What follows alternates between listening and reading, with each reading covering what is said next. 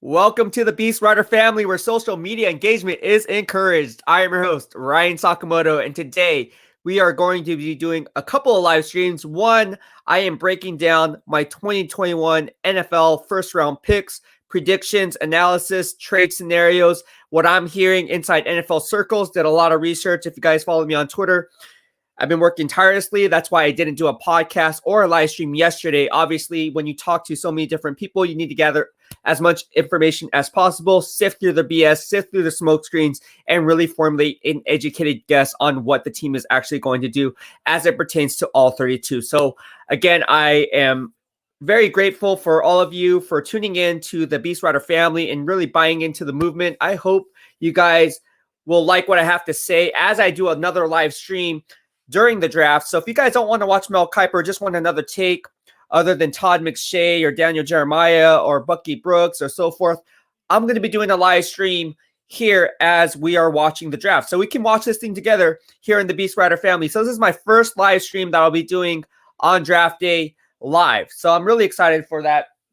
And again, I just want to say mahalo to each and every one of you for subscribing to my channel. Just be sure to turn on and flip on the bell notifications so you guys get notified when I go live or when I upload content. Also, we are running fun, cool giveaways. So again, BWF, you see the BWF is a BEASTwriter family giveaway. So we are giving away on draft day, obviously, these authentic dry fit Under Armour. Look at it. It's $45 value here, guys. Complete with the NFL licensing logo, the NFL Combine, Under Armour, San Francisco 49er swag shorts. Again, for those who don't know, you guys know I bodybuild for a living and in that fitness game. So actually, for those who don't know, if you guys do know, you guys follow me on Instagram. I was actually sponsored by Under Armour during the NFL Combine, did a commercial for them, and they give us free swag. So without further ado, I want to give this to you guys, the BEASTwriter family. So if you're a Niner fan, you're in luck because it's draft day and we're giving away these bad boys right here. All right, so that's not all we're giving away. Obviously, every 2:30 p.m. on our live stream on Friday, we're also doing our other giveaways, which includes this 49ers flag, mint condition. Who doesn't like this flag? You guys can hang it up in your man cave or woman cave, wherever the case may be, and it's a really cool thing. Or you can bring it to the tailgates, wave it around, show your true colors that you're a Niner fan. Also, the Niners gave me this bad boy, this 49ers plush blanket. Again, it's custom embroidered, as you see there, so it's not cheap. Still in a sealed package, along with the NFL licensing logo that you see here in the top corner there. All right, so again, a lot of cool things. And if you're not a Niner fan, not to worry. Just head over to the team store and pick up a value of $25, and I'll go ahead and get that shipped out to you if you're the lucky winner. All right, so without further ado, we have a lot of stuff to discuss, guys. You guys want to know my picks. I see the comments rolling through. Let me just get to some of your comments before I start breaking down my first round picks. Rashi says, what's up? How you doing from the BEASTwriter family? He says, Beast, I saw an interview of you after you took first place in the 2018 Governors Cup. Do you still compete like that? You were looking pretty ripped with your rooted beanie on. Yes, and that rooted beanie is this one. Was it this one or is it the gray one? Can't remember. Anyways, yes, that's something that I do and I still continue to do. That's when I actually was nationally qualified to turn pro, so I'm still on that level. So I am trying to get bigger and stronger and faster with all my movements. To be honest with you, I weighed less there than I do now. So I'm putting on a lot more muscle mass now than back in 2018. Then COVID hit, so it kind of took a break there. But yeah, and getting to your point, yes, that's where you see these medals right here. Those are all my first place medals. I also have some right here in the, well, actually, I can show you. But yeah, so really, really happy with where I am in my prep. Obviously, it's a really strenuous process growing through the diet and workout programs and so forth. But yes, to get back to your answer, I am going to be competing sometime in the near future. So stay tuned for that. Trade to the Bay says Niners all day 55. Yeah, trade to the Bay. I see it. I see it. Patrick Reba says, what up? Been looking forward to your final predictions for this draft. Okay, so let's talk about the draft, right? Let's go ahead and talk about my draft predictions in the first round. If you guys follow me on Twitter or follow me over the years, you guys know, hey, my work speaks for itself. I'm not saying it's going to be 100% on because that would be playing the game of God and no one is God. But with that being said, the analysis that I provide, again, comes from inside information, also comes from my own gut feelings and my own analytics based on covering the draft since 2000, technically 1998. All right, so we're going to go ahead and break it down. I'm going to pull up my Twitter timeline so you guys can have an idea of exactly what I had to say as it pertains to each pick. All right, so let's go ahead and not waste anyone's time. Gosh, there's people going all over on Twitter saying, dude, I've been waiting for this. I've been waiting for this. Holy cow. I didn't realize I had all these comments. Whoa. Okay, anyways. All right, so the Jaguars, let's start off with the Jaguars. The Jaguars hold the number 1 overall pick. I believe that pick's ultimately going to be Trevor Lawrence, and this is my analysis. I said this pick has been the consensus since draft season began. With that being said, GM Trent Baalke and head coach Urban Meyer get their quarterback of the future, and nothing has changed for me since day one. All right, so no surprise there. Number 2, I'm hearing the Jets are going to go Zach Wilson. So the analysis there is, while the Jets could go quarterback Justin Fields, as I believe it's a 2-man race, I believe Wilson ultimately wins out, my top-rated cornerback in this year's class. Wilson just needs a strong supporting cast in order to succeed. Luckily, the Jets own pick number 23. All right. At number 3, this is the pick that you guys all been waiting for. Again, everyone and their mom is saying Mac Jones as in terms of the national media. Here in the BEASTwriter family, I always kept it 100. Now, if it's Mac Jones, it's Mac Jones. So be it. Darn it. And I'm a huge Roll Tide fan, so be it. But after talking to people, they're still on the fence. They don't know yet. And my gut feeling, I wouldn't be surprised if it's Mac Jones because, again, the people I talk to say, you know what, it's looking like Mac Jones. But until the pick is in, until the card's in, I'm going to go with Trey Lance because I'm hearing good things also in regards to Trey Lance coming out of Levi Stadium. So this is my analysis on Trey Lance. I said the latest buzz I'm hearing is it's between him and Mac Jones. No surprise to anyone. People telling me Jones has the edge. Okay, this is the inside. But until the card is made, I can't think San Francisco would give up the farm for a quarterback who would otherwise be available in the 17 to 15 range. Let's face it, if Mac Jones does not get drafted at 3, he's going to slide in this draft class. He might even slide outside the top 10. Real talk. All right, so that's why I have Trey Lance at number 3. Rolling over to number 4 at the Atlanta Falcons. Again, the information that I've gathered from the Atlanta Falcons is that they're looking to trade back. However, if they stay put because they really love Kyle Pitts, look for him to be the player that they're going to make. It's not going to be Jamar Chase. It's going to be Kyle Pitts. And this is my analysis on Kyle Pitts. All right. Again, I all this analysis, insights, you can tell I didn't get any sleep yesterday. Didn't even do a live stream yesterday because you got to cross-check your references. Here's my analysis on Kyle Pitts at number 4. I said my number 2 ranked player on my big board. The news I'm hearing is Atlanta will try and trade back. If not, they take best player available despite trading for tight end Hayden Hurst last year. Pitts is the perfect height, weight, speed, and is too fast for linebackers covering the curl hook routes and too big for the cornerbacks down inside red zone. All right. Number 5, a lot of people say Penei Sewell. I don't think it's going to be Penei Sewell because people I spoke with said that Riley Reiff was signed to play right tackle. And there's some people saying, oh, yeah, but, he can kick into guard. No, I think if Riley Reiff was really going to kick into guard, he wouldn't have accepted that $7 million contract to play right tackle. I don't know. That's just my guess. I'm just going to roll with it. And I think it's better fitted if Jamar Chase reunites himself with Joe Burrow. So that's why I have the Bengals selecting Jamar Chase. And here's my analysis there. The dynamic of reuniting Chase with Burrow is too good a value to pass up. Sure, the team needs offensive line help, but giving Burrow another weapon to team up with Tyler Boyd, their slot receiver, and wide receiver T. Higgins would provide the trio of pass catchers every team needs. All right. Moving on to number 6, the Miami Dolphins. What are they going to do? They hold 2 first-round picks, one at number 6 and one at number 18. Ultimately, I think they get the best pass catcher in this year's draft. Yes, Devontae Smith may be slender, but hey, dynamite comes in all shapes and sizes. Devontae Smith, at the end of the day, just turn on the game film. He's a gamer. All right. Now, him weighing 170 to 175 pounds, is it a concern? Sure it is. Because how many 175-pound wide receivers actually have a long NFL career? Not very many. But how many people have the skill set of Devontae Smith? Not very many. And you can go back, and my comp for Devontae Smith is Marvin Harrison. And this is my take on Miami Dolphins selecting Devontae Smith at number 6. I said Miami traded from number 3 to number 12 back to number 6 for one reason only, to position themselves for a top 3 pass catcher in this year's draft. Luckily, they get the best one in the draft, as wide receiver Devontae Smith ranks number 1 on my big board next to Marvin Harrison.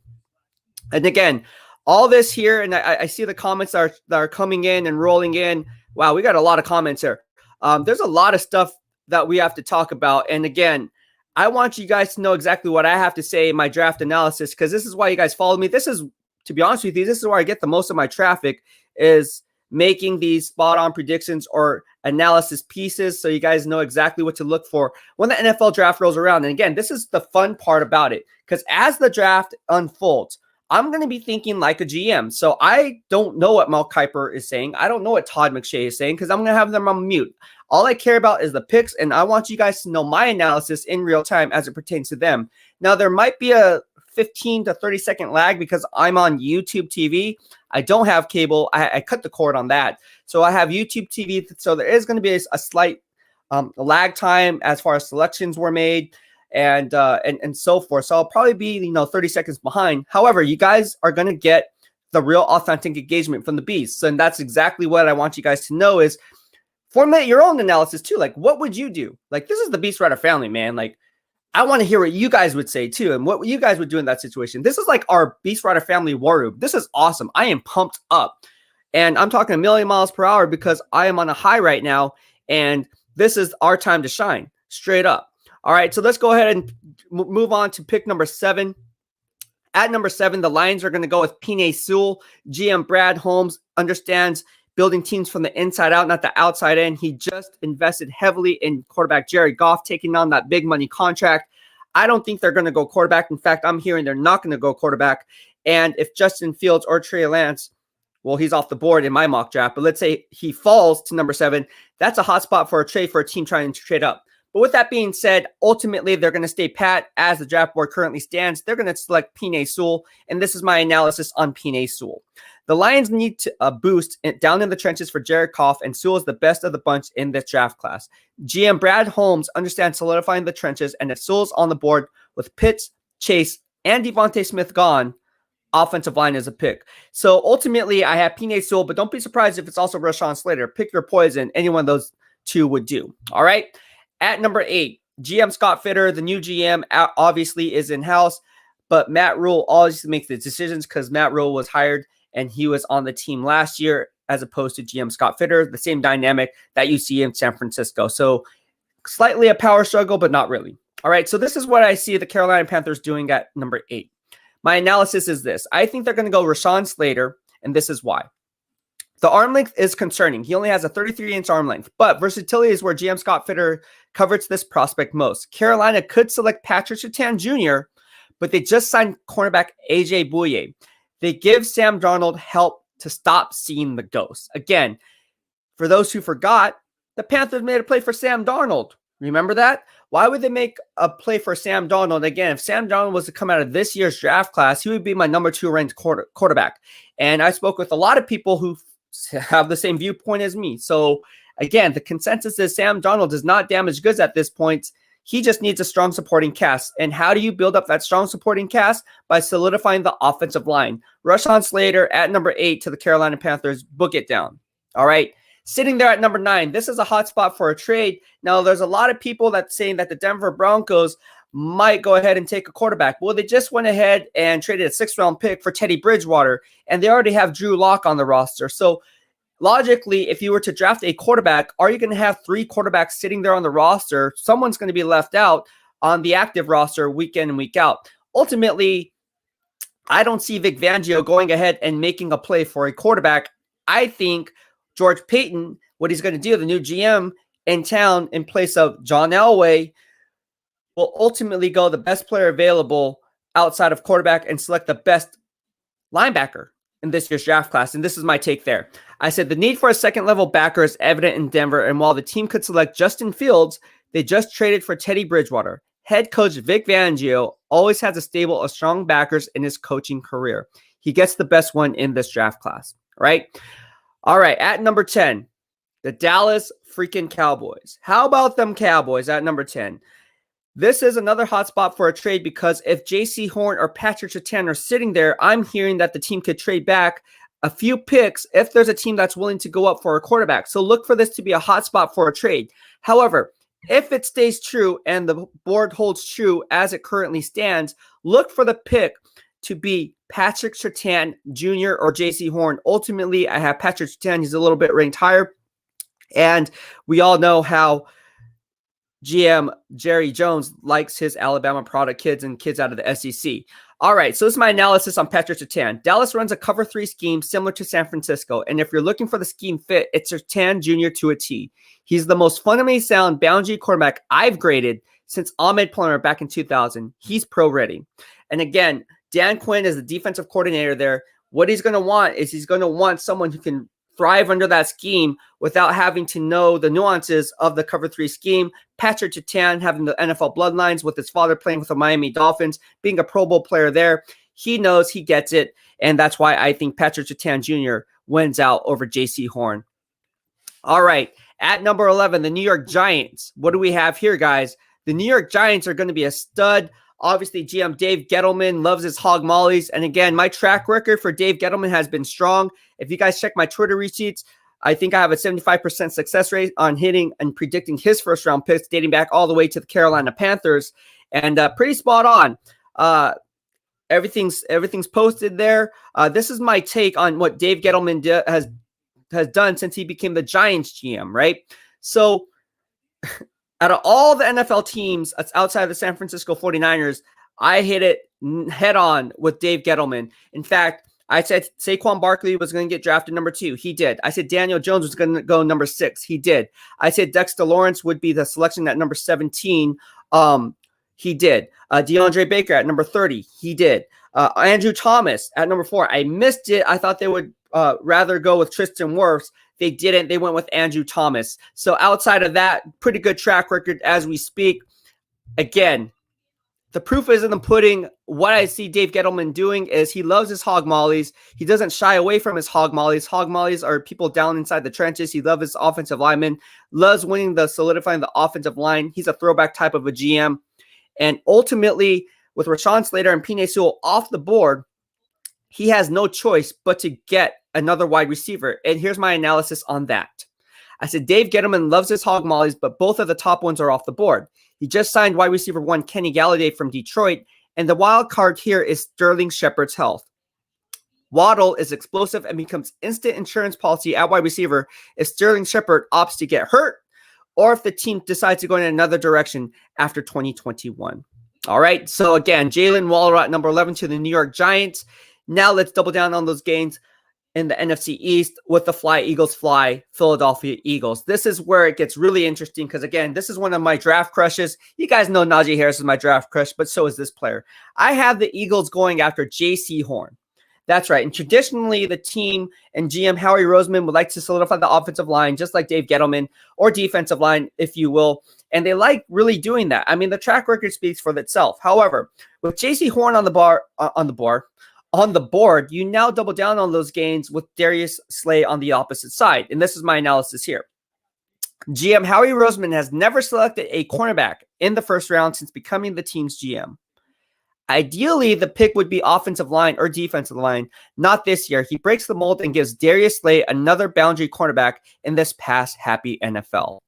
All right, J.C. Horn is not going outside the top 15 picks. I can tell you that right now.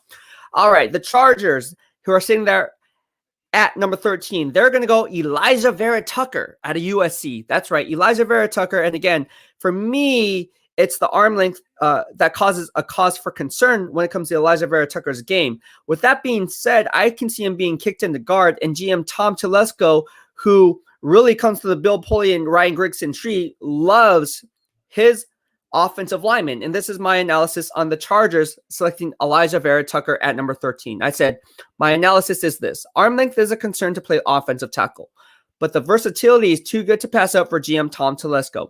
He loves high character, team fit prospects coming from GM Bill Pulley and Ryan Grigson tree. All signs point to Elijah Vera Tucker at number 13. All right. So if you're the Vikings sitting there at number 14, obviously, you need offensive line help as well. In fact, you need offensive tackle help because Kirk Cousins needs help.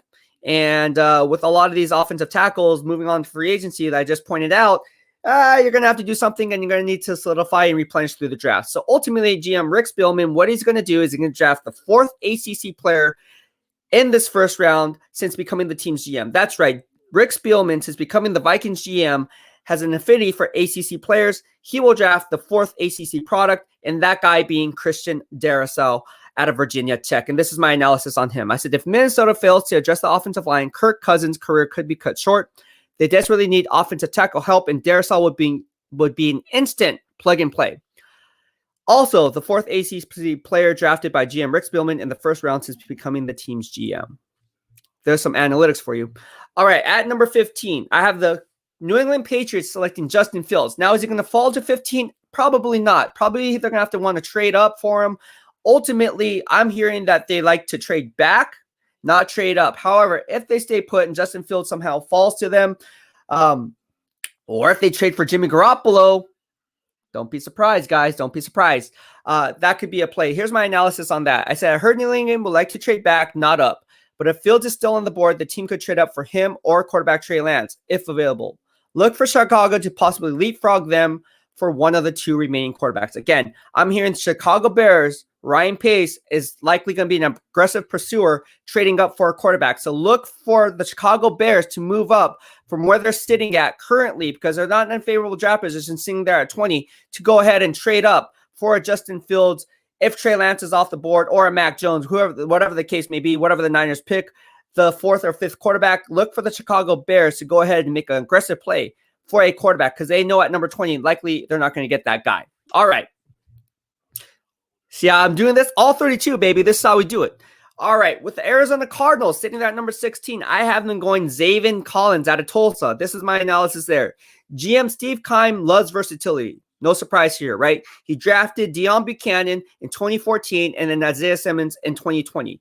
He does it again with Zaven Collins, who can drop in zone coverage while utilizing his sideline-to-sideline speed to stuff the run. So again, what I'm hearing out of Arizona is they really love Zaven Collins because of his versatility. Look for him to be the pick at number 16 for the Arizona Cardinals, and possibly, again, shutting down those seam routes for George Kittle, right? Just another guy who can provide a 2-by-1 matchup with Budda Baker over the top as a strong safety, free safety, and you can provide underneath coverage on the curl hook flat routes. All right.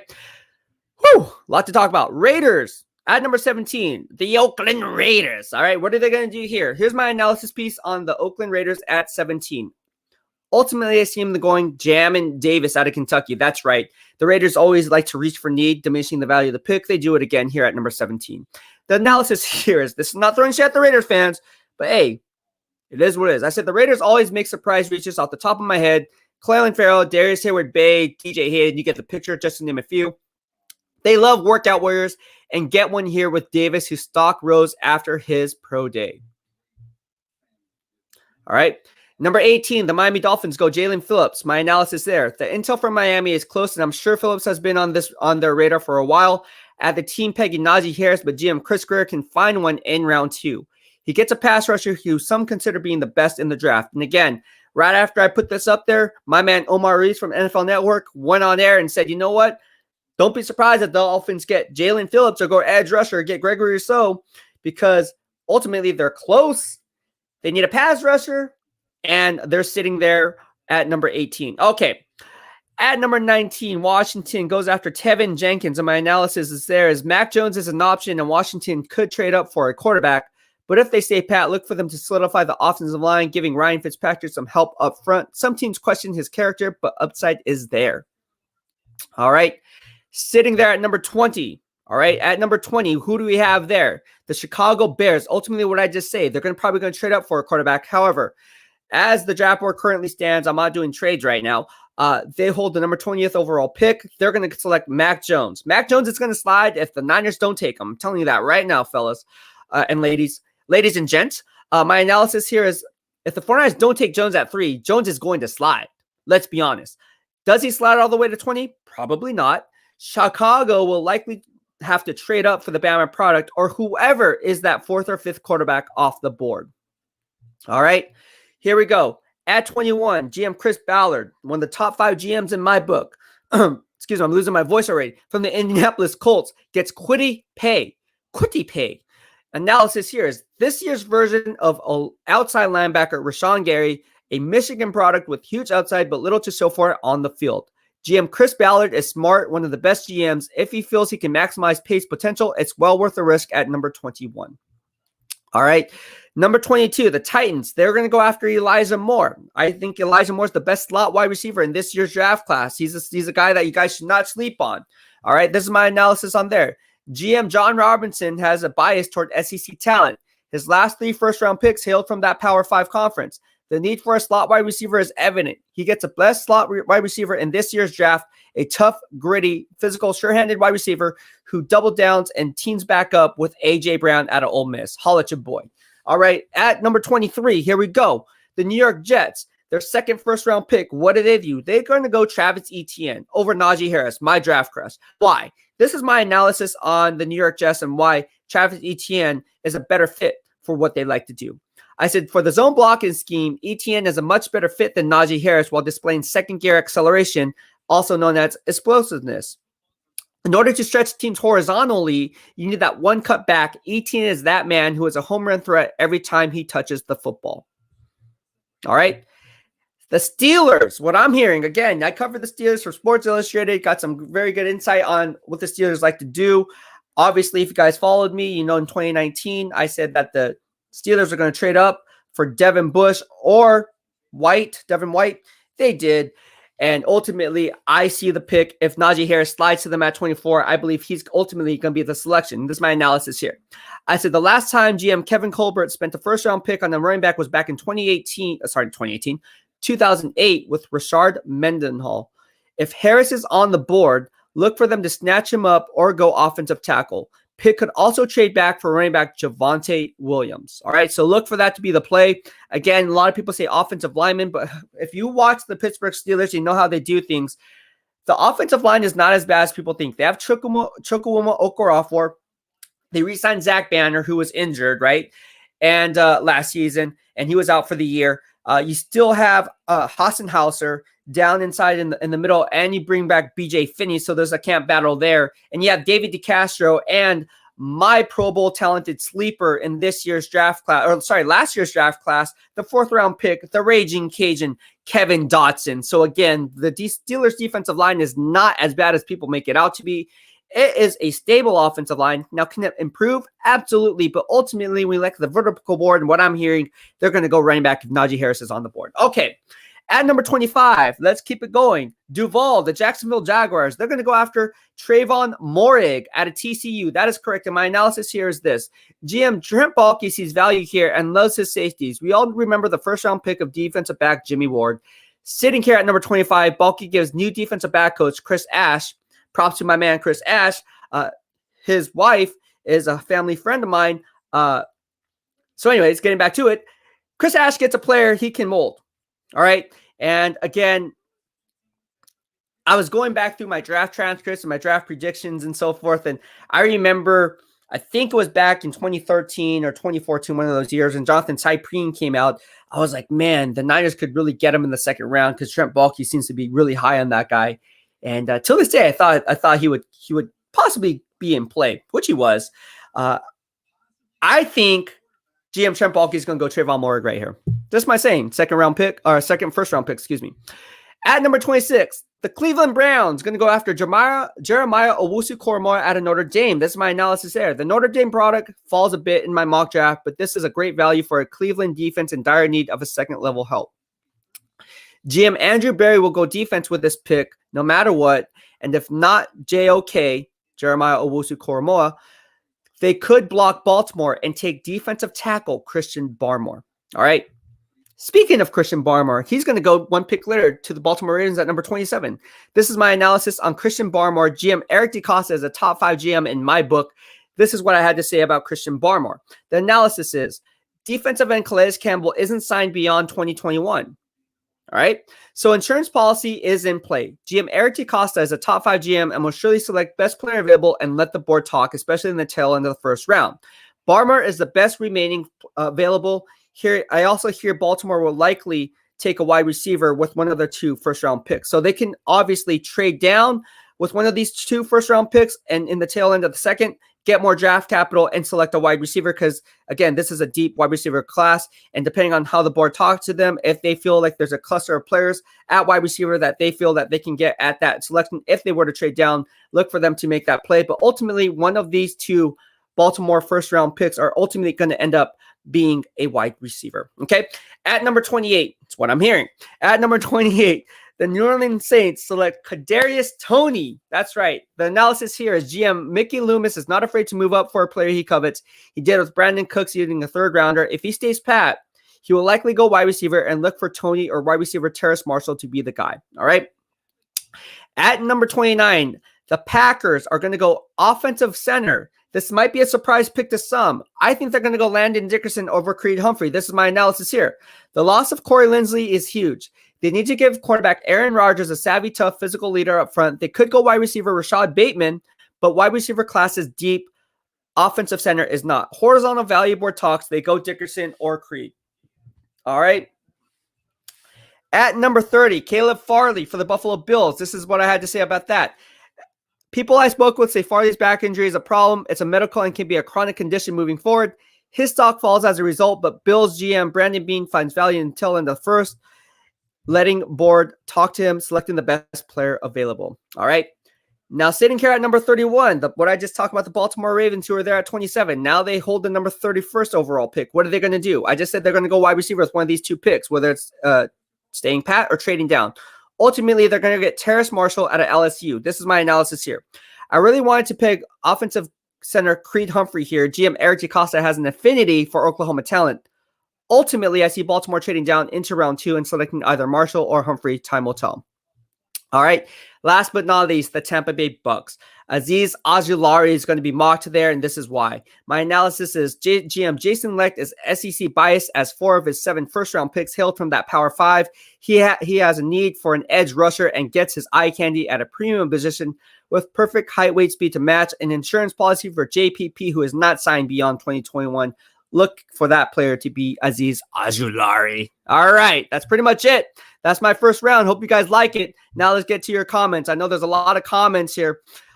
Trey McCorkle Fields for the BEASTwriter fans says, make them dance, Lance. Trey Day. It's Trey Day. Okay, Daniel Castellano says, who gets the ball? Trey, Juice, Kittle, Mostert, or Debo? All of the above, right? Milo says, tonight is a night. I can think of nothing better than sitting back with our boy Ryan as those picks come in. Yeah, it's going to be fun. And again, I am doing a live stream now. I'm going to do a live stream as the draft unfolds. So when the draft starts, I'm going to be eating some pizza probably, chilling with you guys, doing my NFL draft coverage in real time. And again, there might be a lag. It's on YouTube TV, so there might be a 30-second lag. And I apologize for that. I can't do a thing about it because I don't have cable. But I do have YouTube TV. YouTube's the way to go. That's why I'm on YouTube platform right now. It's awesome. All right. Mello, what was that rumor or true where we offered our 3rd pick for Aaron Rodgers? The whole Aaron Rodgers talk, nah, I don't think it's true. I don't think it's true. I mean, look, a friend asked me this a few days ago, and I said, no, it's just a smokescreen. Why would this come out now? I mean, if they knew about this earlier on, why would they make this decision just hours leading up to the draft? It's a smokescreen. That's all I got to say about that. Yeah, see, Dan says, I heard that was a false report. Packers would want Warner plus Jimmy with some money plus picks. Sanjo says, yeah, I think the Rodgers trade was a rumor. There you go. Robert Ray from Facebook says, my boy, sup Beast, what's going on, man? Mahalo, and welcome to the BEASTwriter family. Sanjo Sonny, my man, what's good, Beast? What is going on, man? I am ready for some freaking football, man. Are you ready for football? I am pumped. Let's go. It's football time, baby.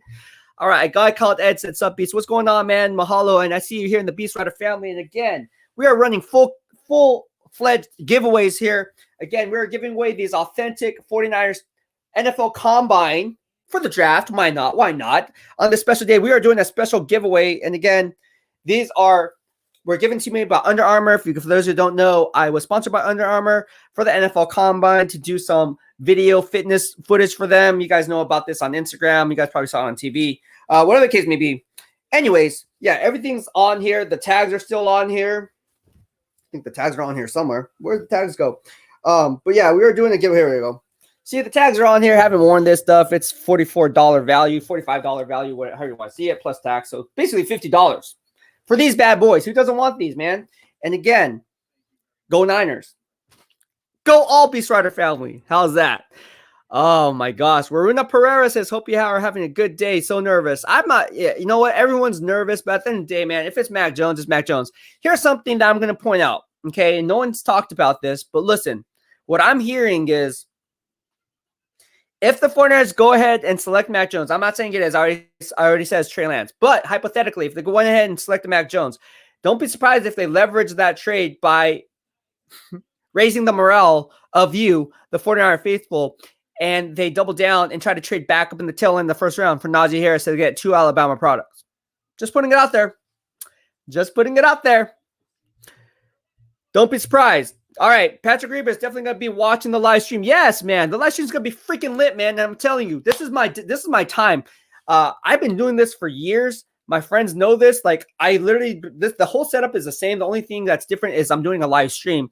I always have my computer out, and I would talk to people, my friends or random people at a draft party. They're like, what's this guy doing? You know, I'm like, he's doing his draft covers. Oh, what does he do? And then explain, you know, he's part of Pro Football Writers Association. He's doing this for Sports Illustrated, doing this for Bleacher, whatever. And so as I'm doing it, they're like, oh, well, and I'm hitting the picks, and they're like, what's going on here? What's going on here? So yeah, it's gonna be a lot of fun. Michael Miller, I see you, man. I'm gonna have you on in probably half an hour or so. I got to get back to these questions, so hop on in like half an hour to 45 minutes or so. I need to get to these questions, but I'll talk to you in a little bit, my man. So anyways, yeah, so we have a lot of stuff to talk about. Ricky Belton says, please tell me you're still hearing no Mac Jones. Hey, if you follow me on Twitter, you would know that I am hearing that Mac Jones still in play. Mac Jones still in play. Ultimately, here in the BEASTwriter family, I already made my prediction. I said it's going to be Trey Lance. If it's Mac Jones, would anyone be surprised? No, because the national media is tying it to Mac Jones. Ultimately, for me, I look at the scheme fit, and I just don't see him being a scheme fit. I think the BEASTwriter family doesn't see him as a scheme fit. All right. Let's go on. Eddie Espinoza says, what's up, Beast? What's going on? Mahalo for the love, my man. Lunar Mystic in the house says, Beast, what's up, bro? What is going on? I see you. Robert says, let's start a hashtag Mac is whack.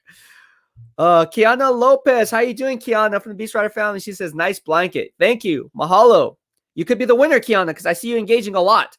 Donald Johnson, my man DJ, says, good afternoon, Beast. Hope you're having a wonderful day, draft day. Let's go, Niners. Yes, let's go. And again, if you're just tuning in, I am doing a live stream on draft day. I think we're going to start an hour early, and we're just going to do this whole long thing. So, you know, there'll be no bathroom breaks, none of that for me. There might be some protein breaks because I need to eat my protein. But other than that, so I didn't lose the mass, the muscle gains. But other than that, man, we're going to keep it lit here. And as I'm watching the NFL mock drafts right now on NFL Network, everyone has Mac Jones to the 49ers. I don't. Look, it could be Trey Lance or Justin Fields. I'd be happy with either or. Just don't have it be Mac Jones. Harvey Hughes says, I'm hearing it's Lance. Yep.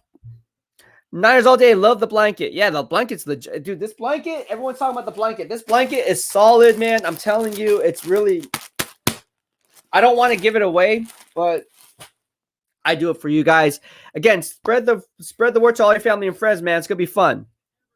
All right. A guy called Ed says, Niners made an offer for A-Rod. Maybe they make an offer for D. Watson.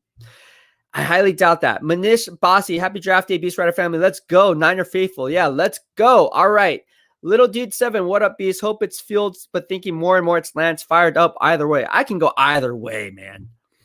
My man JP from the BEASTwriter family, Arizona Cardinals fan chiming in. This is my man. This is my Arizona Cardinals Ian Rappaport. He says, shock pick. Cardinals pick Najee Harris. Ooh. Me and JP been talking about this all year since day one, and we're going back and forth at running back. I told him, hey, Najee Harris or Travis Etienne. Ultimately, I think Travis Etienne's a little bit better fit. However, what I'm hearing out of Arizona is they really love Zaven Collins. Like, they really love Zaven Collins. John J., I see you, my man. Hop on in about half an hour. I got to get to these questions first, man. So hop on about 30, 45 minutes from now, and we'll have you on.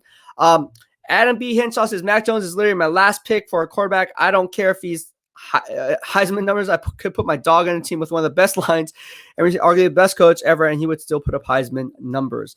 Fortnite Ultimate says, what are your thoughts on tweet of Michael Silver saying Lance is the name inside the 49ers building? Well, what I'm hearing is, again, there's a reason why I picked Trey Lance, right? I just said Trey Lance. Today I said Trey Lance. I moved my pick from Justin Fields to Trey Lance. I believe it was 3 days ago, if I'm not mistaken, 3 or 4 days ago. And that's what I'm hearing too. There's a reason why I picked Trey Lance. Just saying. Just saying. All right. Brian James says, I'm going to be pissed if they take Mac.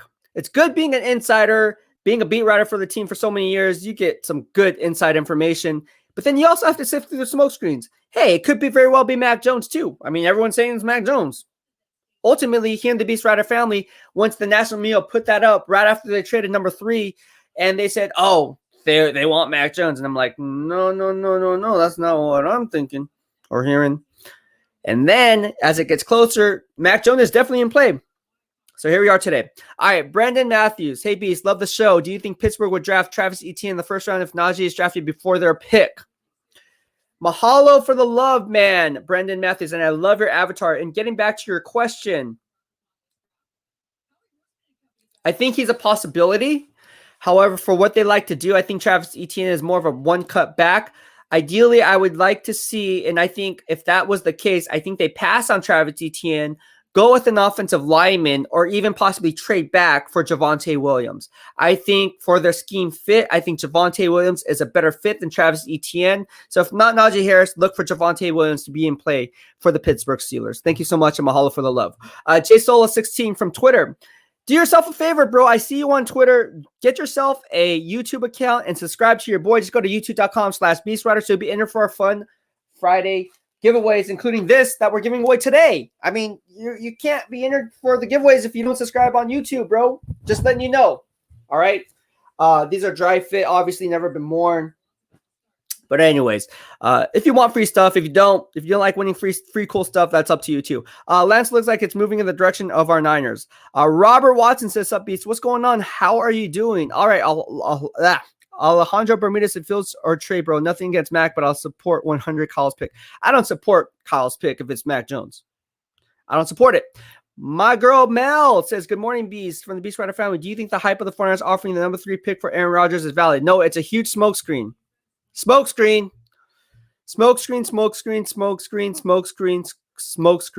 Brandon Cassell says, it's funny that this close to the draft, the narrative has changed from the media that Trey Lance is the pick now. Heard that from Mike Silver. Well, what did you hear from me? You heard from me that it was Trey Lance from, what, 4 days ago? So, again, people got to catch up, man. People got to catch up. I'm just saying. Here in the BEASTwriter family, man, you knew it was Trey Lance. You knew it was Justin Fields. And then I said that. I'm hearing now it's Trey Lance. Remember? You guys watched my live streams. And then here we are today, and people are saying it's Trey Lance. 4 days later. So it's old news now. We heard about this earlier in the BEASTwriter family, man. That's why you guys follow me. Again, be in the know before they know. That's why you guys follow this. Holla at your boy. All right. We have a lot of cool things going on here, man. We have a lot of stuff going on here. Look at this. Look at this. Look at this. Don Lovato says, aloha, BEASTwriter. It's a two-man race given the edge to Trey Lance. What do you think? Yes, I'm hearing it's Trey Lance, but ultimately watch it be Mac Jones. I hope it's not. Romero Puente says, Ryan Green's from Tijuana. This is my opinion. The organization always has to be the first, then the coach and the general manager. They have to draft the best quarterback for the present and the future, the Niners. Yes, very true. Very true. Willie Rodriguez from the BEASTwriter family. Mahalo for you. He says, what's up, Beast? Willie R. from 39 Union City, New Jersey. Okay, I see you. Diehard Niner fan. Who's your favorite quarterback for the Niners and really want for us? I really want Zach Wilson. All right. I think he's a perfect fit. Again, Steve Young echoed my analysis earlier on. And if there's anyone that knows the West Coast offense and what they like to do, because Steve Young played under Mike Shanahan, who is Kyle Shanahan's father, and won the Super Bowl in 1994 season, the last time they ended that quest for 5, it would be Steve Young. So, Zach Wilson. Jason Ellsworth says, my man Jason says, glad to see your mock draft live. Yes, I am going to do the mock draft live is awesome, right? You guys like it? I don't know. I like it. And again, things can change. So although these picks are set in stone, obviously draft position plays a role. I don't know what teams are going to trade up or trade back. I'm not God. Obviously, that's going to have effect on the domino effect on the rest of the picks. So ultimately, every year, as in every year, my mock draft gets screwed up because, again, no one can predict the future. Especially when it comes to the trades. I mean, the Chicago Bears, I can tell you, are one team that's going to make a trade from number 20 up for a quarterback. I'm saying it now. The Chicago Bears are going to trade up for a quarterback. Now, if it's going to be Justin Fields, if it's going to be Trey Lance, if the Niners select Mac Jones, I don't like saying it, but it could happen. They're going to trade up for a quarterback. All right. Let's see what we got here. We got a lot of stuff going on. Johnny Allen says, hey, Ryan, who will the 49ers draft in round 2 and 3? I'm going to do that tomorrow once these draft picks are made. So I don't know yet. We don't know. We have to let the draft unfold as it should. All right. Mr. TNA from Romania says, Beast, unfortunately, will be Mac Jones. Trey Lance should be the pick, but no one will change Kyle's mind. Tony Nakatani says, love Jamin Davis. All right, here we got here. Ooh, we got some super chats here. Thank you so much, Spencer, for the super chat. Mahalo for the love. And if you like the work, like the channel, like the BEASTwriter movement, we are striving to build here at the BEASTwriter family. Consider sending me a super chat. Again, all proceeds are funneled back to you guys so I can provide you guys these great prizes, right? Who doesn't like prizes and fun free swag and score free swag giveaways? I mean, I'm doing it all every single week. Again, Tony Nagatani was last week's winner along with Ollie Bear. So stay tuned for that. I'm going to get your stuff shipped out. And right after the draft concludes, obviously. And we are giving away free stuff. And again, if you're not an Iron fan, not to worry. We're coming up with BEASTwriter family swag. So I'm going to do fun giveaways with that. And again, all our stuff is highest quality. Spencer Bailey, thank you so much. And mahalo for the love. I appreciate it. And mahalo. He says, what will be the holy crap moment of the first round? The holy crap moment of the first round is Ryan Pace trading up for a quarterback and giving up the farm. Ryan Pace is not the brightest GM. I think he's going to do something really ridiculous where he's going to give up more. We saw what happened with Mitchell Trubisky. All right, so if you're going based on future behavior, we have to delve into the past. Ryan Pace is not very smart. I like the name Ryan, obviously, but he's not the best GM. I think he's going to make a play and do something really wacky and questionable. And the Raiders who are sitting there, I think they always do a wacky move on day one. So, yeah. Frank Broder says, what's the likeliness of Jimmy G getting traded today? I think he gets traded. The likeliness, I would say it's 60%. And here we are talking about Jimmy Garoppolo. Right now on NFL Network, they're saying, is Jimmy G, is he gone? That's the rumor right now. And if they're putting it out here on the NFL Network, obviously leaks have been coming out. I'm hearing he could be moved on draft day. That's why I put out there. I put this out months ago that Jimmy G, that's one of my bold predictions. Jimmy Garoppolo is going to be traded on draft day or by draft day. And here we are today on draft day. So can that bold prediction hold up? Time will tell. Carlos says, you doing live stream while the draft is on? I am absolutely doing a live stream when the draft is on. So I'm going to do this one right here. This is my mock draft, first round mock draft. Obviously, you guys wanted this. My analysis, my insights, some trade scenarios, what's going to happen. And then I'm going to hop on as the draft, 1 hour before the draft, actually. And then we're going to just go on through the night, just the whole on through the night and stay on. No bathroom breaks. This is going to be like a 5-6 hour live stream. So it's going to be fun for you guys, not for me. No, I'm joking. It's fun all the way around. All right, Cran Riser. I'm not nervous, just excited. The pick is Trey Lance. Here we go. All right. Tony Nagatani, mahalo for the super chat, says, was Mac Jones hungover at his pro day? Hashtag rumor. No, I don't think he was hungover at his pro day. Rumor. What up, Beast? You think all the Lance and Jones talk is a smokescreen for Fields? Possibly. Listen, it could be Justin Fields or Trey Lance. Either one I'd be happy with over Mac. As long as it's not Mac Jones, I don't care. But again, what was my bold prediction earlier on? I said Justin Fields would be the guy. And then it started to be Mac Jones and Trey Lance. Now, wouldn't it be a shocking move if the Niners didn't select Trey Lance, didn't select didn't select Mac Jones and went with Justin Fields? It'd be a total mind F. Better lack of the word, right? It'd be a mind F. Whoa, where did that come from? Hey, that's the wow factor in the entertainment industry. And again, the only people who really know is Kyle Shanahan. Not even John Lynch, I'm sure. Well, maybe John Lynch knows, but he's not the one making the decision. Mr. Tina says, I also love Zaven Collins. Eagles' perfect draft in round 1 would be J.C. Horn and Collins. DJ says, Beast, I'm going to need that blanket. Yeah, it's a dope blanket, bro. Here we go. Break Davis. I don't understand how the Niners can draft Mac Jones over Lance or Fields as a prospect, but what about character? There you go. What about his character? What about the DUIs?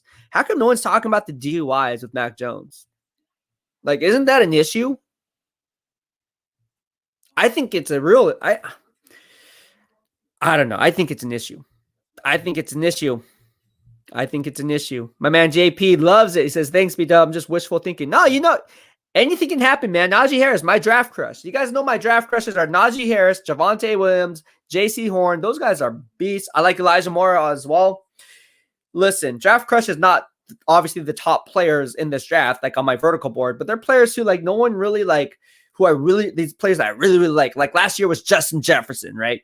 That was my draft crush. People are like, oh no, Justin Jefferson's not better than Jerry Jeudy and CeeDee Lamb and all these other guys and T. Higgins. And I'm like, okay, dude, Justin Jefferson gonna be a beast, bro. He's my draft crush. All right, Alejandro Malanche, thank you so much for the super chat and super sticker. Mahalo for the love. Look at this is his mock draft round 1. Listen to this. I like it. He has round 1 Trey Lance. I like it. Round 2 Tyson Campbell out of Georgia. I like it. Or Asante Samuel. Okay, either or. I can go with that. So at pick number 43, see that? Okay. At number 3, you have Amon-Ra St. Brown. Okay, that's a lot of people have him mocked there. Okay. At number 4, you have an interior offensive lineman, Kendrick Green. 5th round, you have Daz Newsome and cornerback Shakur Brown. Round 6, you have Derek Forrest. Round 7, you have Chandon Hearing. Your thoughts? I like these picks. I think it's a strong foundational base for what you're trying to do. I would say this. I would say in round 2, I know this goes against conventional wisdom. If Javonte Williams or Michael Carter are sitting there at 43, you take one of those two guys over Asante Samuel or Tyson Campbell. Just my opinion. And the reason I say that is because the 49ers haven't had a 1,000-yard rusher since 2014 when Frank Gore left. And that was Jim Harbaugh's ultimate last season before Jim Tomsula took over. I think you need a stable workhorse running back. I talked about it with Dylan Farrell, who's a former 49ers offensive lineman, played with Frank Gore and so forth. And so he really agreed with me in the sense that, you really need that one workhorse back where you know how to leverage your splits pre-snap, you know what to look for, you know what kind of skill set you have behind you so you can kind of see and where you hit the second level. So again, I like Javonte Williams. I like Michael Carter. Any one of those two guys in the second round would be awesome choices. But mahalo so much for your super chat. I like it. And if you hit on any of these prospects, I would like to have you on the show and talk about it. So thank you so much. All right. Mac Jones all day. Russell Page says Mac Jones all day long. Okay. Jojo TV, he got to go if he picks Mac. DJ says, I would be okay with Mac Jones if Najee here came with us. See how that works? Don't be surprised, guys. If the Niners come in with 2 Bama products, Mac Jones and Najee Harris, to leverage the morale of the 49er fan base, because they're going to be so riled up and upset if Mac Jones is the pick at 3, if they jump back up in the tail end of the first round in the 24 to 32 range and select a guy like Najee Harris. Alan Spencer, I don't think we need quarterback. Wasted pick if we get one. We can't win Super Bowl with a rookie or second-year quarterback. We need to trade pick and get a vet receiver. Okay. Interesting. All right. Trey McCorkle Fields. I said Trey Lance 1 month ago. All right. Shay LaFolle says, pay attention. I don't know who he's talking to. Bars in the tuck. The Colts have the most obvious needs, but maybe the hardest to mock because there will be so many beasts at positions they don't need at number 21. Shock pick of the draft. Foreigners take Jamar Chase at 3. Okay, so if you say the Niners are going to take Jamar Chase at 3 when they have Brandon Ayuk and Deebo Samuel, that would be a shocking pick. Ultimately, if I'm the GM again and I'm in this position, I wouldn't be surprised and I wouldn't be upset if I'm looking at it and saying, you know what, let's just take the best player. Let's just take Kyle Pitts. Let's team him up with George Kittle. Good luck, linebackers. Good luck, cornerbacks. Good luck, safeties. You can't double team everyone. And if you try to triple team one's going to be left wide open. So pick your poison. Kyle Pitts. Peter Moore says, what is up, Beast? What is going on? All right. Michael Miller and John Jay, if you're listening and you're still on the show, go ahead and tune in and you can go ahead and talk to me live. Again, you can talk to me live on the live stream now. It is now open for discussion. You can call in here. Just head over to StreamYard and tackle that new web link in a new web browser and you'll be entered into the stream. Mr. Tina says, we need a Ducks reunion in LA Chargers. All right. Spencer Bailey, my man, thank you so much. And mahalo for the love. He says, Tim Tebow had a tryout with the Jags trying to make a comeback at tight end. Interesting. All right. Mr. Tina says, Riverboat Ron will trade for Trey Lance. I can see that happening if Trey Lance is not drafted by the 49ers. Absolutely. That can happen too. Washington and Chicago are the two likely spots to trade up. Now, people are tying the New England Patriots to trade up. I'm hearing ideally they would want to trade back, not up. That's what I'm hearing. Just what I'm hearing.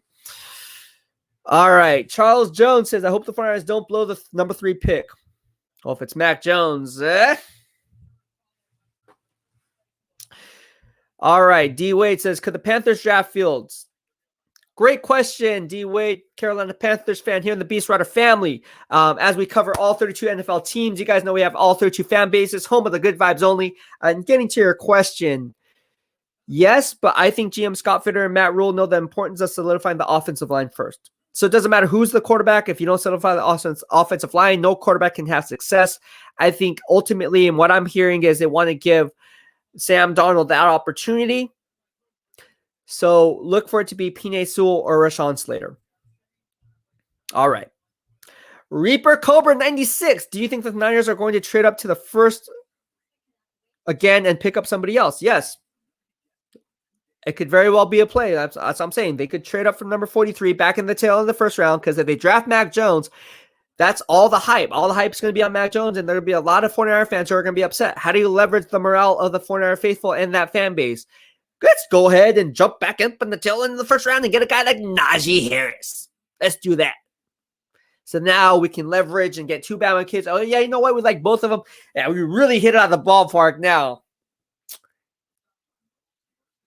Hey, it happened in 2017.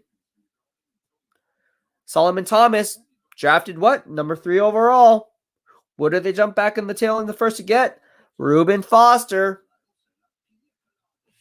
Just saying. History repeats itself, my friends. History repeats itself. Joe Figueroa says, yo, what's up, Beast? I want Trey Lance to be drafted by us, but I have a feeling he's our pick for our 3rd overall pick. Wait, what? I want Trey Lance to be drafted by us. I have a feeling he's our pick for... Oh, so you think it's going to be Trey Lance? I do too. Now watch it be Mac Jones or Justin Fields.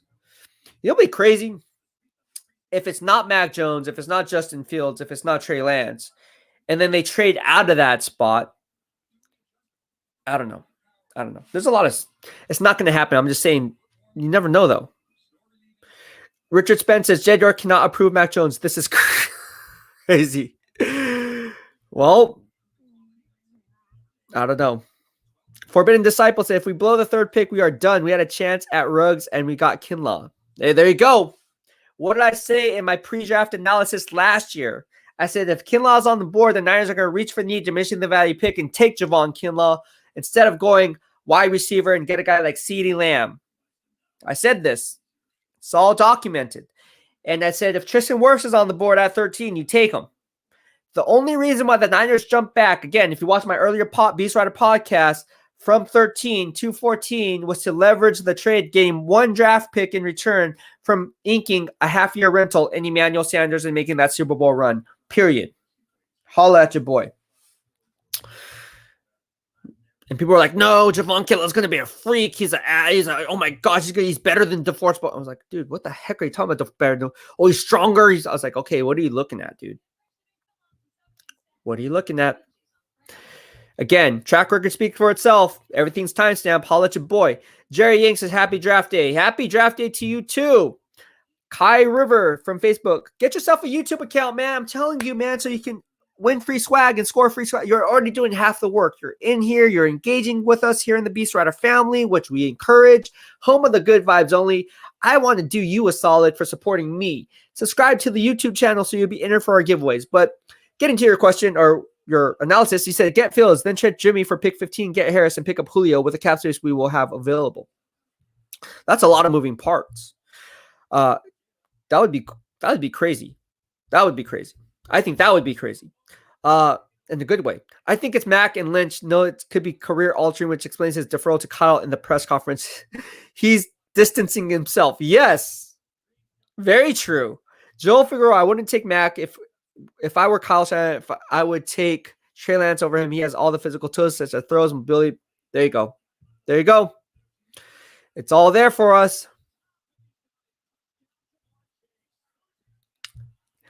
Kaz Nagishi says took the under on 1.5 backs getting selected in the first round. Good bet. Ooh. Took the under. So do you think there was only one back getting? I would take the over on 1.5. I think Travis Etienne and Najee Harris are gonna come off the board anywhere from the 18 to 32 range. And that's where I see it playing out because we don't know. The wild card starts at 18. And if GM Chris Greer believes that Najee Harris is the guy and they select Devontae Smith at number 6, well, you just get the top 2 players on the national championship winning team. Now, if they pass on Najee Harris at 18, don't sleep on the Arizona Cardinals who are there at 16 too. Once they get past 16 and 18, I'm doing this off the top of my head, you have to look at teams at 23 and 24. Ultimately, that's the New York Jets and the Pittsburgh Steelers. They both need running backs sorely. James Conner's now with the Arizona Cardinals, and obviously the New York Jets have no running back worth noting. So with that being said, they're going to select at least one running back there. So you can bet your odds on 50% chance. It's a coin flip. If you want to play odds in the analytics, you then look at historically what teams like to do. They like to trade back up in the tail end of the first round for a top running back who's likely to come off the board in the top of round 2. However, if not positioned in the second round, I would think based on analytics that a team would likely jump back into the tail end of the first for that second running back. Hope that makes sense. I know I'm talking fast, but I would pick the over. Sarmeyer says, I would love Pitts. Grand Rider says, Trey Lance, Justin Fields with Najee Harris coming out of the backfield would be a dynamic. There you go. There you go. Here we go. Omega Red says, claim blanket. Well, you have to do more than just claim the blanket, bro. You can't just claim it. You have to engage. I don't know what else to say about that. Lunar Mystic, who should the Niners draft? Well, who I would draft. I mean, if I'm already sitting there at 3, I have to take a quarterback because I gave up all that draft capital. If I was the GM today and was hired as the team's GM right now, look, would it be too crazy to select Kyle Pitts? I know it's giving up all that draft capital to move up to number 3, but if you can get a guy like Kyle Pitts, how much better would George Kittle be? How much better would Jimmy Garoppolo be? He doesn't have to make any reads whatsoever. He just throws down the seams. That's your first and second read. You don't even have to scan the field. It's just right here. It's tunnel vision. And then you have your check down with Kyle Juszczyk coming out of flat. That's 1, 2, 3. That's not even, you're not even scanning the field. That's just your check down. Kyle Pitts would make any quarterback a dream scenario. I don't know. I like Kyle Pitts. Grand Rise, don't be surprised if Raheem Mostert is packaged with a pick or 2 to move up and select Najee Harris. That could very well be in play. Grand Riser was on the live stream, and he talked about this earlier on, and I can see it happening. Mario Rodriguez says, if they say we have a team ready to win now, which quarterback out of the draft has the best mindset to win now? The best mindset, I'm going to have to say Mac Jones. If they're in a win now mode, Mac Jones. He cerebrally is the smartest quarterback in this draft class. He's one of the most accurate quarterbacks in this draft class. He goes through his progressions well. He has the NFL intangibles to be a pro-ready style quarterback. However, that is why Jimmy Garoppolo is here for one more year, to give that new quarterback time to develop, whether it's Trey Lance, Justin Fields, you name it. That's why I don't think it's Mac Jones. Because Mac Jones is ready, the most NFL-ready quarterback to play now. And if it is Mac Jones and they select Mac Jones, I guarantee this. If the Niners select Mac Jones at 3, Jimmy Garoppolo is all but gone in San Francisco. Because he's NFL-ready today, as opposed to Trey Lance, as opposed to a guy like Justin Fields. That's why the one more year scenario really played out. And that's why when Kyle Shanahan says, well, I don't know if Jimmy Garoppolo is going to be here because we don't even know if we're going to be alive. So Armageddon on Sunday. I don't know. Man, that's so stupid. It's like, okay, then why are we even talking about draft? Why are we even sitting here talking about hypotheticals if you're going to play this stupid game on, I don't know if I'm going to have a pulse today. Like, I don't know 5 seconds from now. Like, I can't guarantee anything. Then why are we even sitting here talking about the draft, bro? Come on, dude. What are you talking about? Chris says everybody's infatuated with these running quarterbacks. If you look at the last 20 years, there's only 2 quarterbacks that scrambled that won the Super Bowl. But times have changed. Tony Lewis, they could have signed Mitch and had these weapons shake my head. Here we go. Mr. Tina said, I will say it again. Richie Graham's a top 10 player in this draft, and just like Antoine Winfield Jr. will be the steal of the second round. Okay, my man Bill Neffelberg from the BEASTwriter family, Jets Central fan, and the New York Jets fan says, the BEASTwriter is Jed York's backup plan. Shanahan better beware. The BEASTwriter is Jed York's backup plan. Shanahan better beware. Hey, I'm just saying, man, like I'm telling you right now, like you never wanted to miss the value of the pick by reaching for need. Ultimately, if you're sitting there at number 3, how can you select Mac Jones? You want to go with someone who has a higher ceiling because, again, you're projecting that ceiling. And if you're going with a Mac Jones, you already know where his floor is at, right? His ceiling is not as high as a guy like Trey Lance, who has a smaller sample size to pull from, but yet the raw, intangible, and critical factors are there. Or a guy like Justin Fields who runs the system much better than a guy like Mac Jones. Mac Jones cannot evade pressure off a freaking naked bootleg. He's going to get sacked. He's going to walk right into J.J. Watt, walk right into Chandler Jones, walk right into Robert Nkemdiche, who was just signed by the Seattle Seahawks, or Alden Smith if he can stay off the field. His off-the-field problems, and on the field. Kerry Hyder Jr., Carlos Dunlap. This is just the NFC West, fellas. And ladies and gents, I'm telling you right now. Frustrating. Jayhawk Sports Factor says, who you got Steelers picking? If you're just tuning in, which you are, not to worry. I said Najee Harris is going to be the pick. Obviously, they're going to go offensive lineman. What I'm hearing is if Najee Harris is sitting there at 24, he's going to be the selection. However, don't be surprised if there's a team that wants to trade up for a guy like Najee Harris or for that selected pick, that they trade back in hopes of landing Javonte Williams out of North Carolina. Grand Riser. Again, I love talking about all 32. See, we're talking about Steelers. We're talking about Panthers. We're talking about the Cardinals. We talk about the Niners. Talk about the Jets. It's all love here in the BEASTwriter family. This is crazy, right? Because usually when you go to a podcast, it's all about one specific team and that's it. But again, in order to know what your team is doing, you have to know all 32. And if you don't know all 32, you're going to be lost. You don't want to be lost. So that's why here it's all about social media engagement, because again, everyone's bringing in information. Look, we got freaking my man 704 Bound Charlotte. He says, hit them like buttons for the Carolina Panthers fan base. There you go, man. How you doing, 704 Bound Charlotte? I see you. Isaac V says, players get drafted based on projection, not production. A lot of elite quarterbacks had average college careers. Very true. Everything on NFL Network is Trey Lance, Justin Fields. You know why? Because that's where everything is going. Everything is trending there right now. Trey Lance, Justin Fields, Trey Lance, Justin Fields, Trey Lance, Justin Fields, Trey Lance, Justin Fields, Trey Lance, Justin. It's crazy. All right, we got my man Alejandro Malanche. Hey, how's it going, man? Alejandro, how are you doing? Doing well. Just here taking care of the kid. Your mic's off, bro.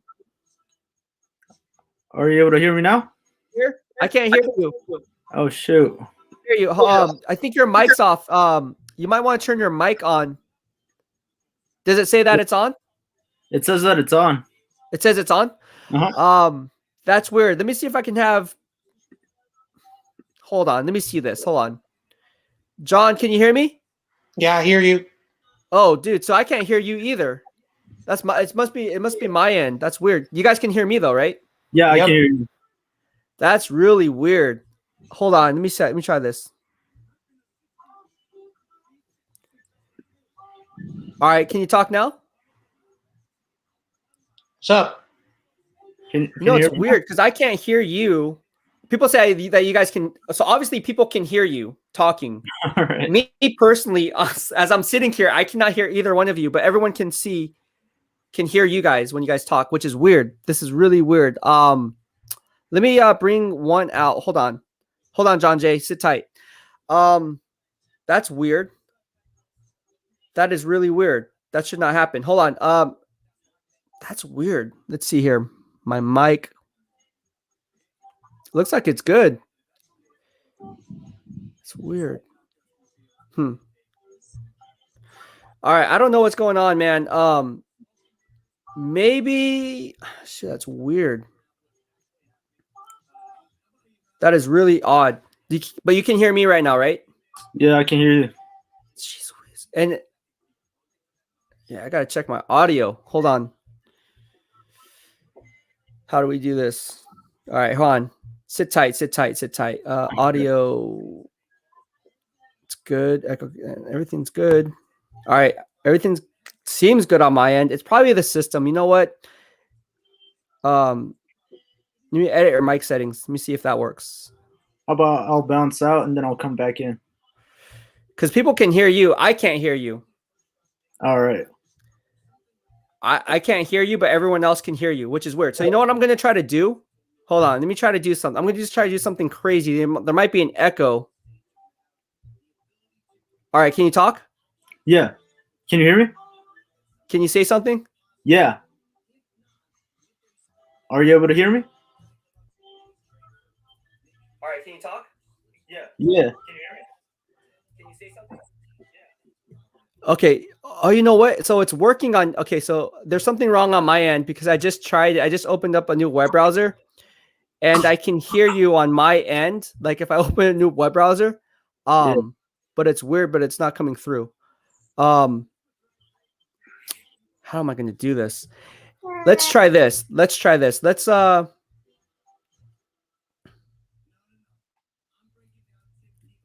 right. Can you talk now? Yeah. Can you hear me? All right, here we go. You're All on, dude. right. Okay, good. Perfect. Freaking A, dude. No, it's How all you good, doing? man. Good. How about yourself? Good, man. Just freaking getting ready for the draft. This is my live stream right now, so I'm gonna do a live stream now, and then I'm gonna hop on an hour before the draft and just go on for full on, I don't know, 6 hours or something. So it's gonna be really, really cool. But thank you so much. You sent me a super sticker, didn't you? Yeah, I sent you the mock. Thank you so much, man. I appreciate it. I like your draft analysis, bro.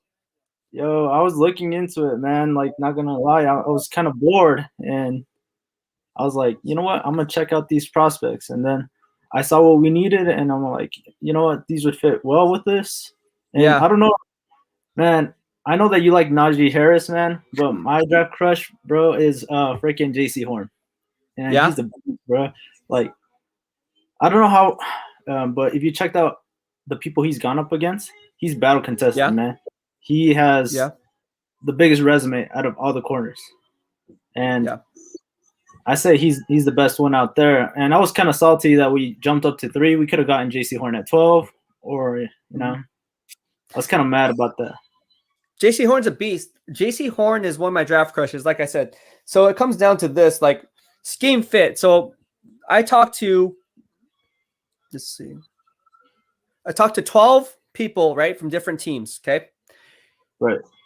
Legit, there's a split on who the top cornerback is because it's based on their scheme. So the Dallas Cowboys, who are sitting there at 10, there's actually split in that war room as to who they want. The consensus heading into the draft was Pastor Jertan, but JC Horn, after his pro day, I'm telling you, there's some people inside the Cowboys, war room that's like, hey, man, we like JC Horn better than we like Patrick Surtain. Now it comes to scheme fit. Scheme fit wise, Patrick Surtain is the guy. But JC Horn's intangibles as a press man cover corner, that's way better than Patrick Surtain. So it's kind of like, what does Dan Quinn want? So yeah, you're upset that the Niners moved from 12 to 3 for a quarterback, or what is your take there? Yeah, so I feel like we could have gotten a quarterback either way. I know, you know Grant, right? He talks about Kellen Mond, and if you think about it, I don't like Kellen Mond, bro. Really, you don't like Kellen Mond? I like Kellen Mond, or what's his name? The guy from Stanford, Davis Mills. Yeah, I don't like Kellen Mond. Really, I don't like. I just think like I think he forces his throws downfield. I think he trusts his arm way too much. And in the NFL level, you can't do that. When he goes through his progressions, he doesn't see the whole entire field. There's actually a play against Alabama where freaking talking about Patrick Surtain, he cleaned up a clean pick 6 off of it. I actually did some game film on that and posted up on my YouTube channel. Kellen Mond, to me, he has the critical factors to be a really good pro. Okay, I'm not saying he's going to be a bust or anything like that, right? He has an opportunity to be a really good pro. But with that being said, when it comes down to it, going through his progressions and making the proper reads when under duress, I don't see it. And I don't see him being able to make the tight throws in coverage on a consistent basis. I just don't see it. Now, again, could I be wrong? Absolutely. He could be the next Dak Prescott for all I know, right? I don't know. Yeah. But at the end of the day, that's what I see. And again, I'm not even high on Kyle Trask. Really? I'm not. No. Well, I mean, he has a weak arm. Yeah. So I can understand Kyle Trask, but I mean, Kellen Mond, he needs some work, but it's something that you can work with. So the reason why he shot up so much is because of the Senior Bowl weekend. Right. So I talked to a few teams who said, you know what, we don't put too much stock in the Senior Bowl because it's only one weekend. And yeah, that's a gauge and a piece of the puzzle. But at the end of the day, it's like, turn on the film on Sunday or sorry, on Saturday, and you'll see exactly what you need to know. Right. And going back to that point, I mean, he was in the SEC in the same conference and was going up against the top elite defenses. And so you can put that against him, but at the same time, he has experience against top defenses that can translate over to the NFL. Yeah, true. But at the end of the day, it's so it's our job to project and predict. It's the player's job to perform. I always say that. So if I'm projecting and I'm in that war room, I'm not taking Kellen Mond. Which is fine. Which is fine, because if you like Kellen Mond, that's great. Because again, I don't know. But taking a stance, that's what in the war room, that's what we have to do. Like this is our war room, right? So like we're having a healthy discussion. It's not a debate like, oh my gosh, you don't know what you're doing. Sure, like I said, he could be the next Joe Montana. I don't know, but just like if I'm projecting, I would rather the Niners or whoever. Now he would be a good value pick in the tail end of the second, top of the third, but I don't see him getting past the second. He's definitely going to go off the board in the second round. Right. Probably based on my analytics and what I'm seeing, I see him going in the top 50 picks. So he's going to be off in top 50. So with that being said, I'm just not as high as Kellen Mond, because if he was to come out of any other quarterback draft class, would he be like considered the top quarterback? I don't know. If he was to come out of next year's draft class, let's say, would he be a top quarterback? Would he be higher than the North Carolina quarterback, Sam Howell? I mean, if you put the last 17 starts, I mean, he basically is at the same level as Mac Jones and Trey Lance, except for the interception rate, like touchdown to interception rate, but which is huge, right? Yeah, because that again, coaches hate quarterbacks who turn the ball over because you're hi. Is that your baby? Yeah. Hi. Yeah. Say hi.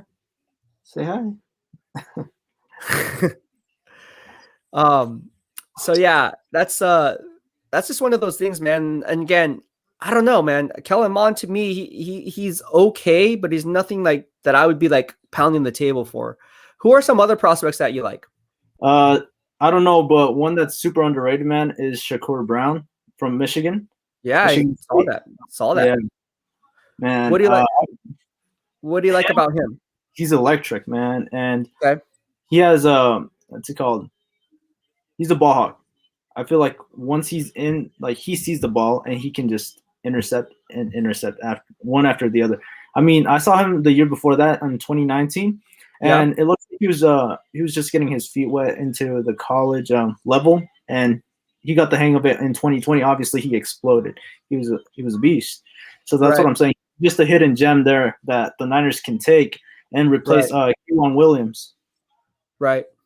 And Right put him on. in No, you're right. You're right. Some of the other guys you got at 43, you said Asante Samuel, if I remember right. You said Asante Samuel or who, the Georgia quarterback, right? Or no, who what was the quarterback? Yeah, it was Tyson Campbell. There you go, Tyson Campbell. Yeah. I was thinking Eric Stokes, but he's Georgia. The other Georgia guy. So who do you like better? I would Tyson say Campbell or Asante Samuel? Man. That's a hard one, man. But I would go with Tyson Campbell first. Before Asante Samuel. I feel like Asante Samuel, his problem is his size. I mean, he's physical. I can give him that. But let's say he's going up against like DK Metcalf, right? Yeah. He's not. It's gonna be Emmanuel Mosley all over again. He's gonna get. Yeah. Well, that's Robert Saleh's fault for playing the cover one single high safety man underneath and allowing to Emmanuel Mosley play on an island. That was, and then Julio Jones too. Same thing. Julio Jones is burned, killed, single-handedly killed the Niners. What was it, week 17 or week 16, whatever they get? That was ridiculous. Yeah, you're right. So let me just answer this question. The Nation, we have a Raider Nation fan. He says, is this a Niners channel? No, this is not a Niners channel. This is a BEASTwriter family channel where we cover all 32 fan teams and fan bases. And you wanted to know who I thought the Raiders would pick at number 17? Well, that pick is going to be Jamin Davis. I believe you guys are going to get your second level backer there. Jamin Davis is going to be the pick. And again, no offense, man, but you guys make some questionable moves, man. Like going after Clelin Ferrell, going after guys like Darius Harrod-Bay instead of getting Michael Crabtree at number 10, and then reaching for DJ Hayden, just to name a few. You love your workout warriors. I get it. I think you guys are going to get one in Jamin Davis out of Kentucky. So that's my pick there. So again, who do you guys like? Micah Parsons. I think Micah Parsons is going to be off the board by the time the Niners are on the clock. But mahalo for the love, and subscribe to the channel so you'll be entered for our Family Friday giveaways. Thank you so much for tuning in, and welcome to the BEASTwriter family. All right. So, Patty Williams, I hope I answered your question. But getting back to it, man, yeah, what else is on your mind as it pertains to the pick at number 3? Who do you want the Niners to get? Well, before I get to that, I feel like for the Raiders, a good fit for them would be Jeremiah Owusu-Koramoah. JOK? JOK, okay. Yeah. You see how I did that? JOK. Everyone says that. Look at, hopefully JOK or more if Parsons is gone. You like Jeremiah Owusu-Koramoah. Why? Oh, man. He can cover the slot. He's basically Fred Warner. Wow. Yeah. You think he's Fred Warner good? Yeah. He has that potential. Wow. His ceiling's up there. Like, wow. I think he's overrated. Really? Why? I do. I just watching the film. He doesn't do really well. He doesn't do well in his run fits. He gets out leveraged at the point of attack. In coverage, he has the speed to cover. He has the sideline to sideline presence. However, he can't stay consistent enough. He's not big and strong enough to stay stride for stride with tight ends, especially in the inline game. So for me, when it comes down to it, Fred Warner is just on a different level, man. But again, I could be wrong. Yeah. I mean, Jeremiah Owusu-Koramoah is definitely mocked to go to the Raiders at that pick by many NFL analysts. So I have him falling actually to the Cleveland Browns, I believe, at pick number 20, 26 or 25, wherever they pick. One pick ahead of the Baltimore Ravens. And ultimately, we're going to have to see how that pans out. Because at the end of the day, again, Jeremiah Owusu-Koramoah, the potential is great, right? Right. He's a hybrid linebacker safety. Would you agree with that? Yeah, he is. Okay, so if you're looking at it from a potential standpoint, the ceiling is extremely high. I mean, I can't even, it's up there. But I want something. I want a safer bet at the top of the draft, because at the end of the day, if you're just projecting based on potential, odds are that player's not going to reach that full potential.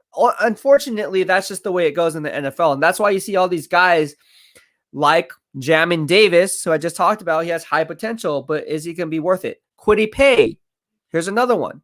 Is he going to be worth it? We see the workout warrior numbers. We see the intangibles. We see the critical factors. But if he couldn't get it done in the Big Ten, what makes you think he can get it done on the NFL level?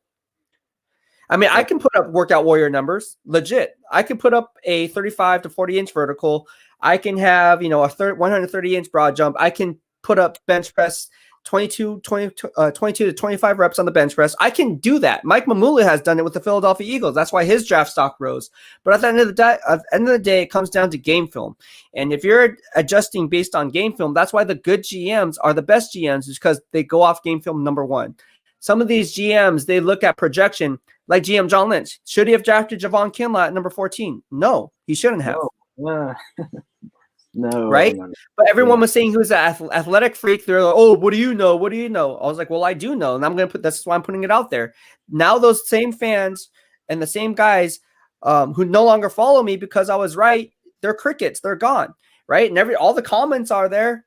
And I respond to them in a professional manner, obviously. But at the end of the day, it's like, this is why you gain credibility. You too. You gain credibility as well for what you're saying as well. So I thank you for the love and support. And again, Jeremiah Owusu-Koramoah has a high ceiling. Who else do you got? I like your takes, man. Let's see. Going back to potential, that's on number 3, going back to that question, because you mentioned the whole potential thing. Yes. Same thing goes with Trey Lance. He has a lot of potential, like Josh Allen. And I told my brother, I'm like, watch Josh Allen. He's going to be something, watch. And then he's all like, nah. And then 3 years later, he's doing a lot better than a lot of other people expected. Right. It's because you could just tell, I mean, he's literally putting the ball like 60 yards away right in their hands. Like, yeah, that's what you got to look at, like ball placement. Yes. And how, like, if they're good under pressure.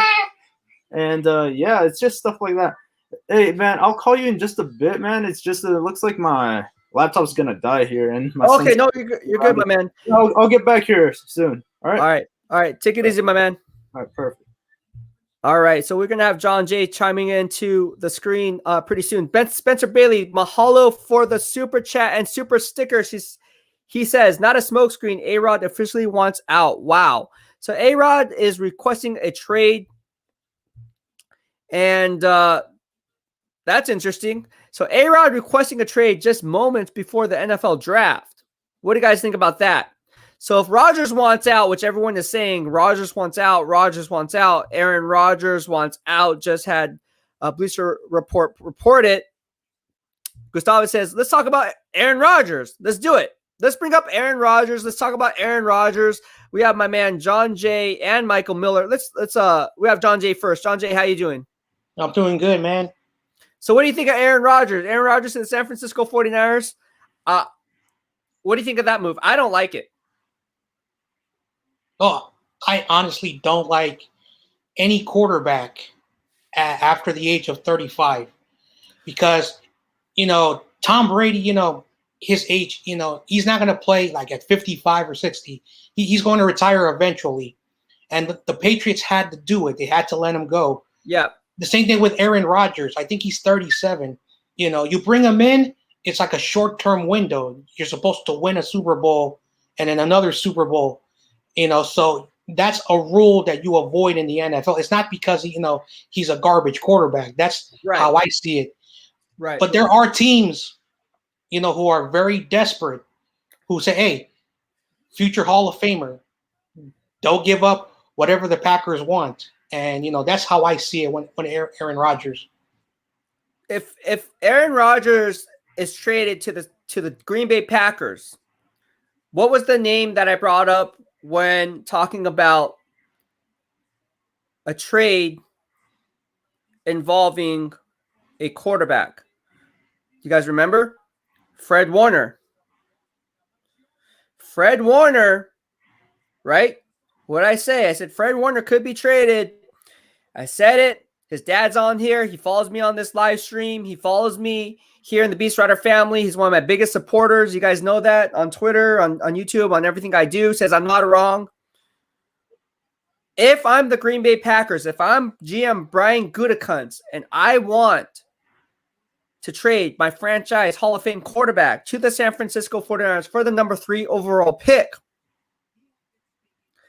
in return, I'm going to want an all-pro talent in return.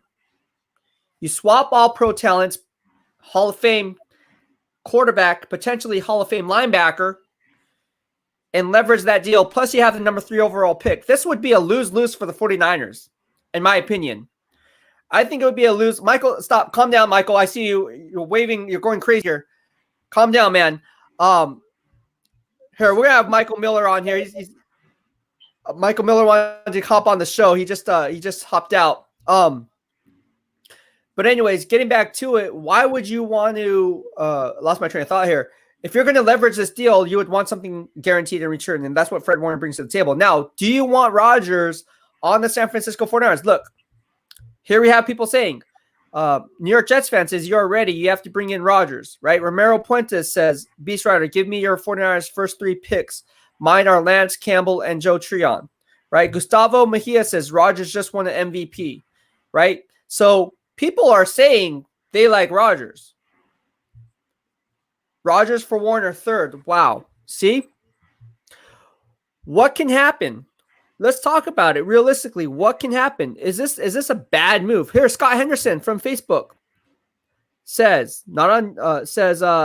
age is a bad argument. Peyton Manning and the Broncos, I don't like the trade for him, but not because of age. Well, Peyton Manning didn't have a good year in that Super Bowl winning year. Hold on, we're gonna have Michael Miller on the show. Michael Miller's like going crazy. Michael Miller, you're excited.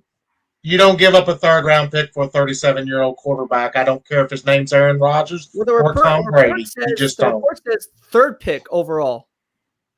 The number 3rd pick overall, yes. You don't give up that for Aaron Rodgers. A 37-year-old quarterback has minimum of 3 to 5 years left. No, probably less than that. That's what I'm saying. You don't do it. You know what's crazy now, though? A linebacker for him and Jimmy G, that's a total different story. Yes, I would do that in a heartbeat. But that would be a fool's gold trade for the Packers, because why would you want Jimmy G when you have a Hall of Fame quarterback?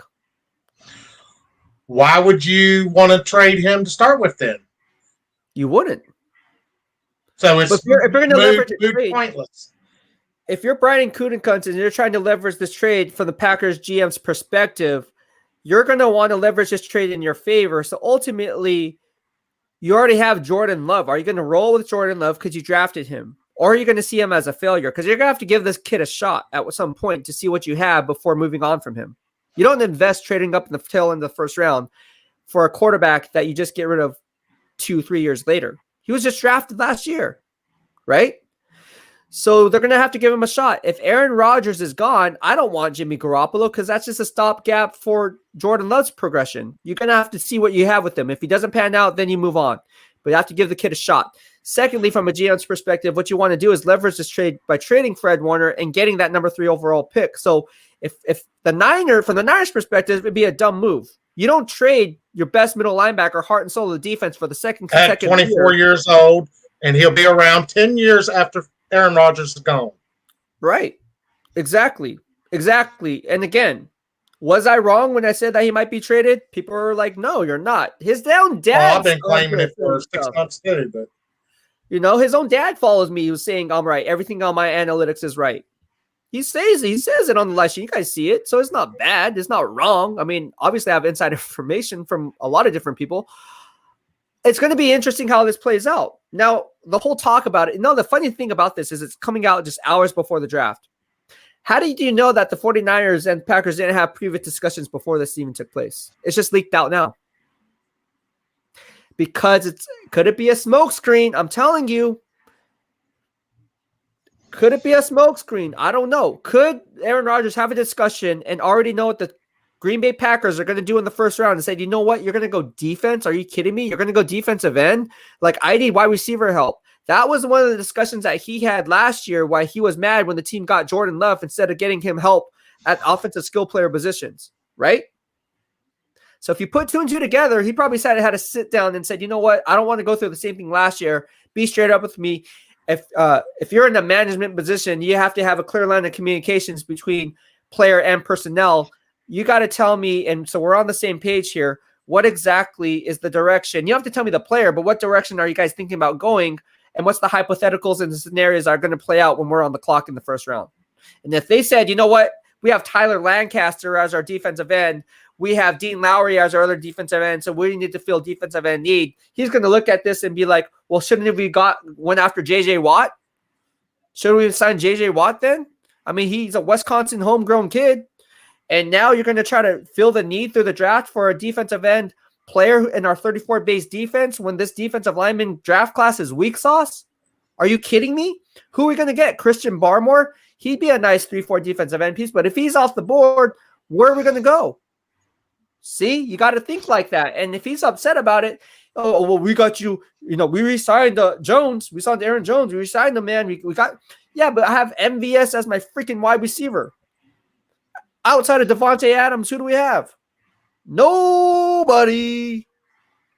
So he's probably pissed off. I'm just saying that now. He's probably mad as hell. But the Niners have 3 first-round picks invested in that 3rd overall pick. You don't give up for Aaron Rodgers, a 37-year-old quarterback. I agree. You don't. I agree. What do you think? What do you think, John Jay? Yeah, I already said it. It doesn't make any sense. I understand. Like the Packers are the Packers. They don't invest a lot of money in free agency. A few years ago, when they brought in, those free agents, to help them out. But Aaron Rodgers, he's being paid a lot of money. That's another thing. Are we going to invest the money that he's being paid? No. And then he's 37. Yeah. I wouldn't do that. I would not let Fred Warner go. I would not let that number 3 pick go. If it's Mac Jones, it's Mac Jones. He sits behind Jimmy G. Keep Fred Warner, pay Fred Warner. That's how I see it. Build, like you said, build from your team, not bring in. That's how I see it. Again, it all depends on the state of the franchise, right? Every NFL team is in a different spot in where their franchise is. And when you look at the 3 to 5 year outlook, you have to really look at the financials of the situation, the cap ramifications, the players that are coming out this year and next year, exactly where you're going to be logically picking, how your team's going to stack up, realistically think about your record. You have to project these things. This is where analytics come into play.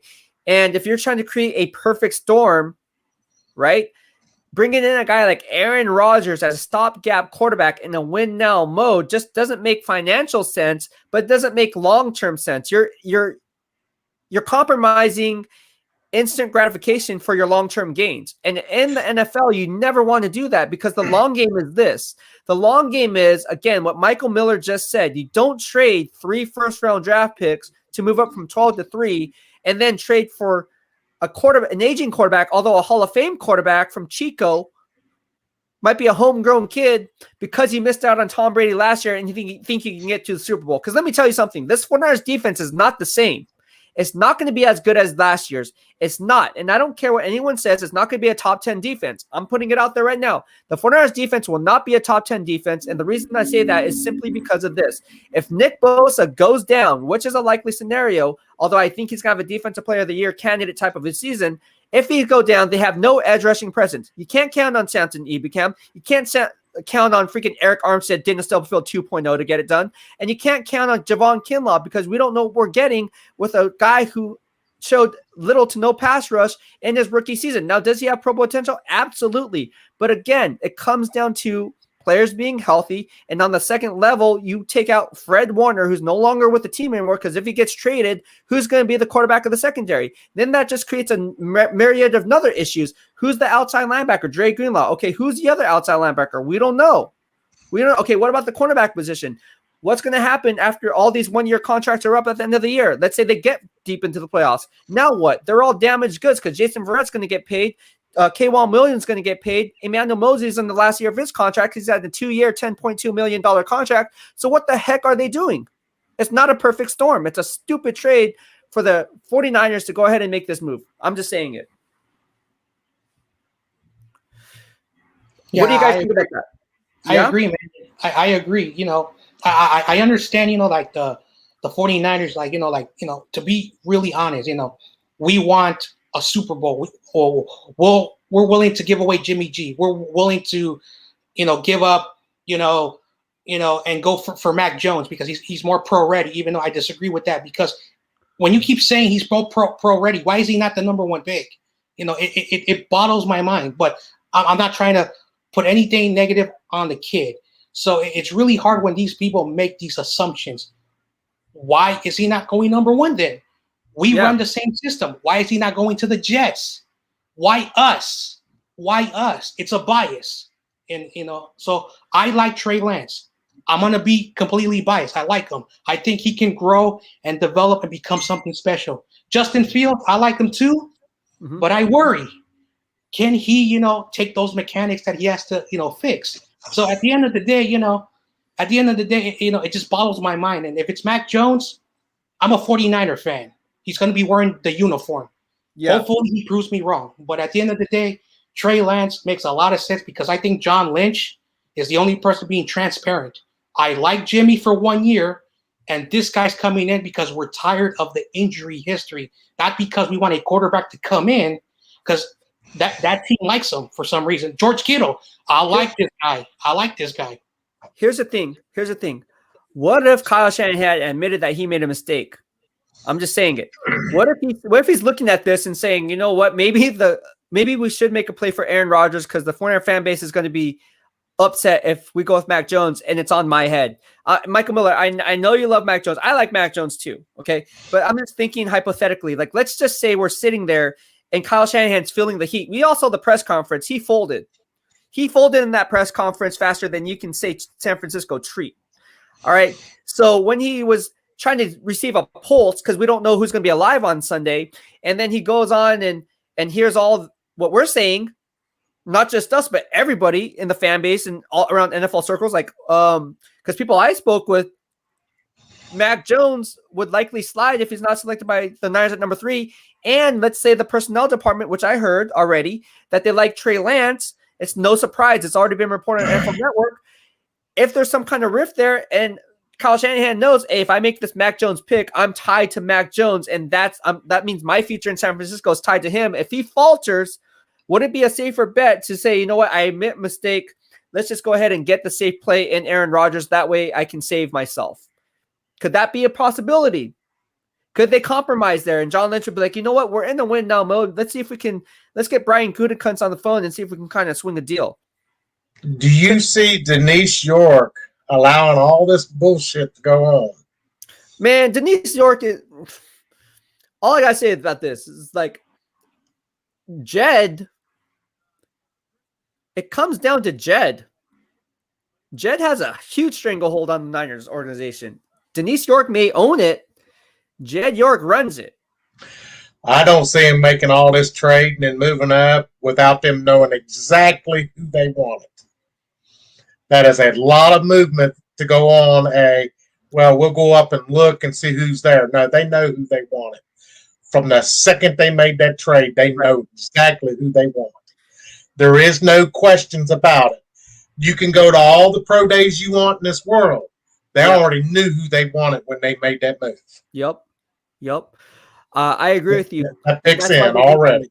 Yeah, that's why they made that move. Now, again, it's interesting how this news comes and is leaked just hours before the draft. And again, it's funny how you guys got to remember, not you in general, but just in general, like the BEASTwriter family and whoever's listening, if you're not part of the family, whatever. NFL is an entertainment business. It's for ratings. It's for clickbait. It's for a lot of different things. The reason why so many people are on my channel as we speak is because we're talking about a hypothetical that came out just hours before the draft is about to take place. If you're looking at it from a business perspective, it's like a stock. You know it's trending upwards and you can feel it. And all of a sudden news breaks that, someone joined the company and now they're looking to do a 2-for-1 stock share split. Then the stock goes up or it splits or whatever the case. So there's traffic there. The same thing is happening right now. I'm pretty sure if Aaron Rodgers wanted out, which has been reported right after the year, and then he said, no, and then then the reports are, no, it's not happening. We're keeping Aaron Rodgers, whatever. We like him. We're not trading him. Why is this coming out just hours? Because again, it's a business. At the end of the day, is it a smokescreen?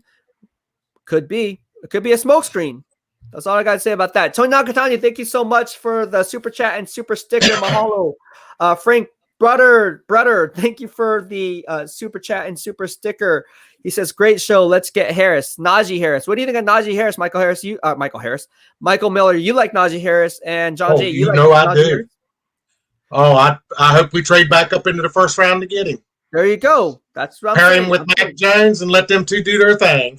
That's what I'm saying, man. That's the thing that I put out there, man. I was like, you know what? What I'm hearing is that could definitely take place. And I was like, I'm going to put this out there. Because again, I've heard the same thing. The Mac Jones have to leverage the deal. They have to leverage the deal somehow. So for the morale of the fan base, because everyone's going to be calling for Kyle Shanahan's head if Mac Jones is the pick. And ultimately, hey, it's very, see, this is a tough position for Kyle Shanahan too, because if he truly believes that Mac Jones could be the next Tom Brady, then you go ahead and make this pick without conviction. But the thing about it is we don't know. And if he really truly believes that, he's going to feel the stress because in his gut, he knows that it should be the right pick. But to all of us, we're looking at it as a bad pick. Not all of us. I mean, obviously you're in line with Kyle Shanahan. I'm saying, I would say like what, 65, 75% of the fan base is probably against Mac Jones. We asked 4 people, 3 of them would say, no, go after Trey Lance or Justin Fields. So it's a very stressful, high stress situation. Back to the Aaron Rodgers thing. I could see us, if we were going to take a Trey Lance, to maybe send them our all-pro linebacker and the 43rd pick, but not the 3rd pick for Aaron Rodgers. And I think that would be an even trade. To have a second-round pick, early second-round pick, and an all-pro linebacker at his age, and get Aaron Rodgers, have him in here for a couple years so Trey Lance can set, and then let him go. Yeah. That would be the only scenario I see us ever going after Aaron Rodgers. Because if we were to take a quarterback that needs time on the bench. Right. This is so crazy. I don't even look at if Aaron Rodgers trade talk was a real story, it'd be on NFL Network right now as I'm watching it. Right here. Which when I'm doing the live stream, I'm gonna be watching this. It's not on there. It's not on there. What does that tell you? Because to be honest with you, look, if you're in an NFL Network and this was truly new, oh wait, now they just showed. I think they just showed Aaron Rodgers. But now, if that was truly the case, wouldn't they put it on the bottom, like as a breaking news? Aaron Rodgers requests trade. Yes, they would. They would.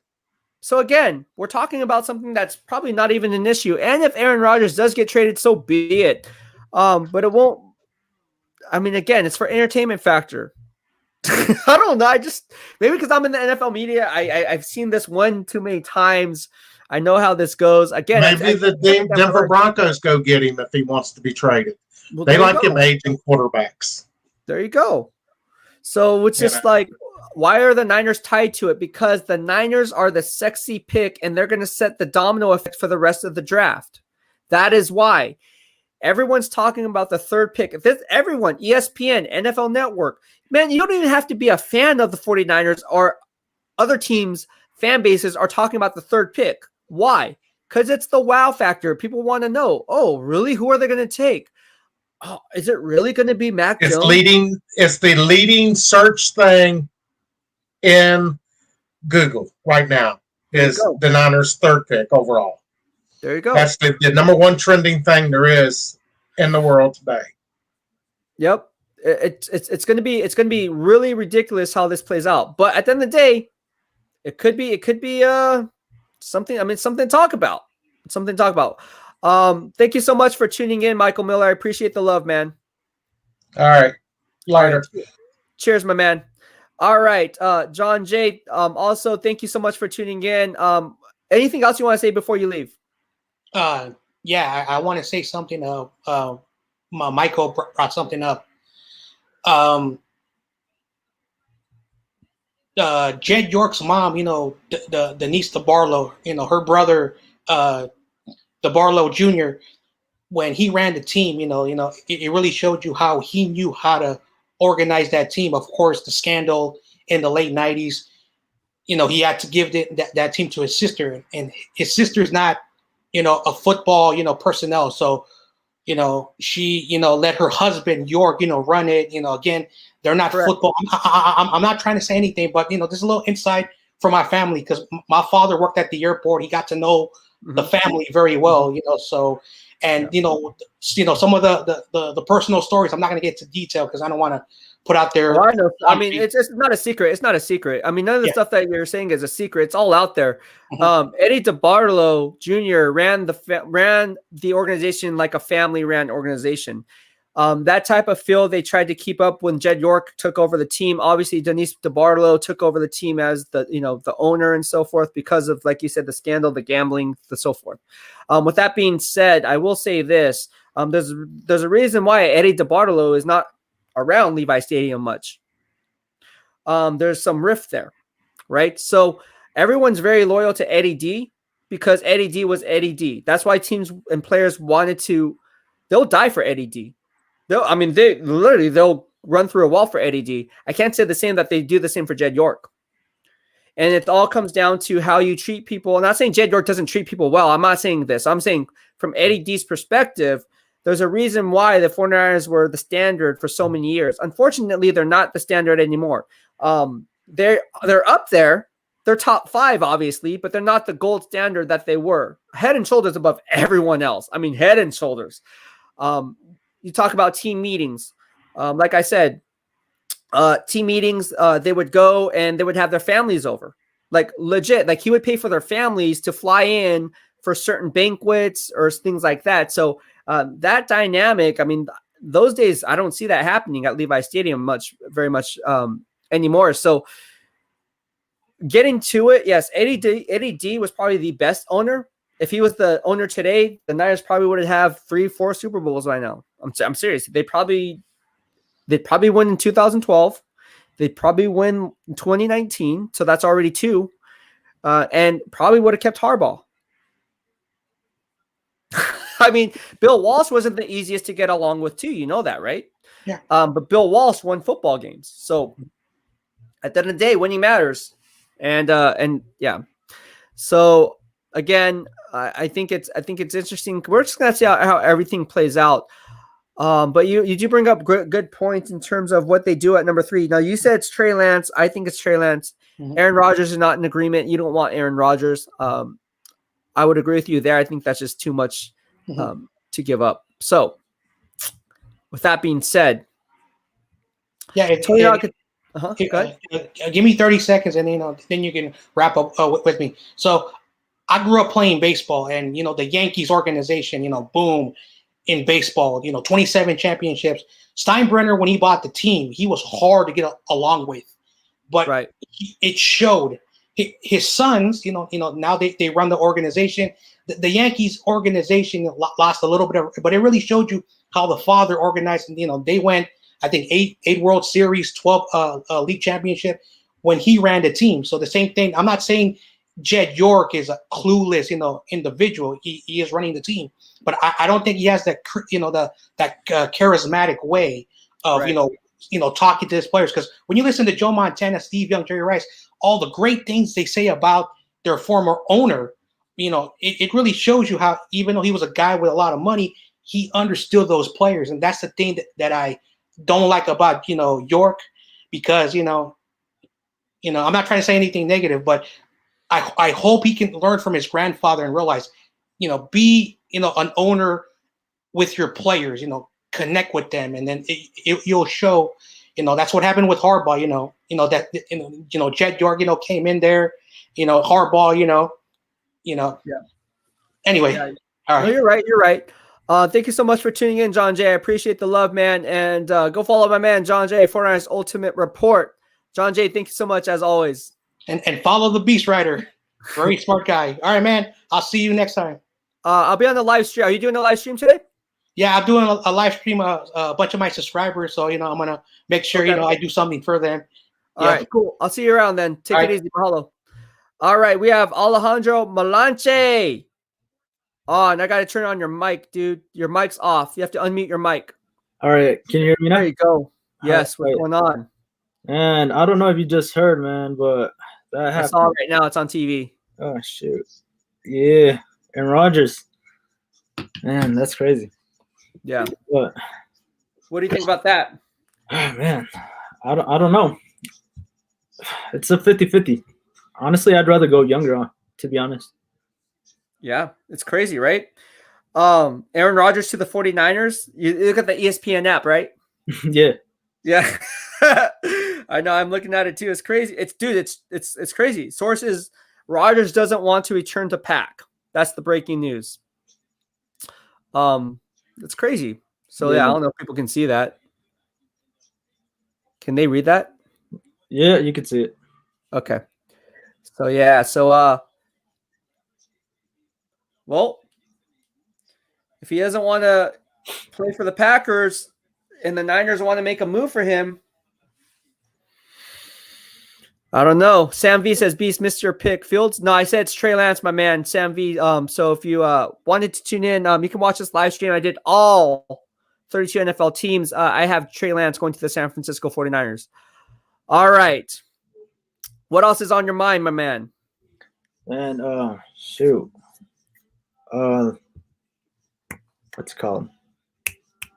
All right. So what's your intake here with Najee Harris? Because I see where you're coming from, and I see why you would like him, but I feel like Travis Etienne is the better back. I think you have to be careful there. I think Travis Etienne is a better back for the zone blocking scheme. Najee Harris is a better back for the power run base run scheme. Right. If you look at the two, you really want to take into account the critical factors. So what you look for the running back position is what? What's the top thing that you look for in the running back position? Well, for me, what's the number one thing? If you have to pick one thing.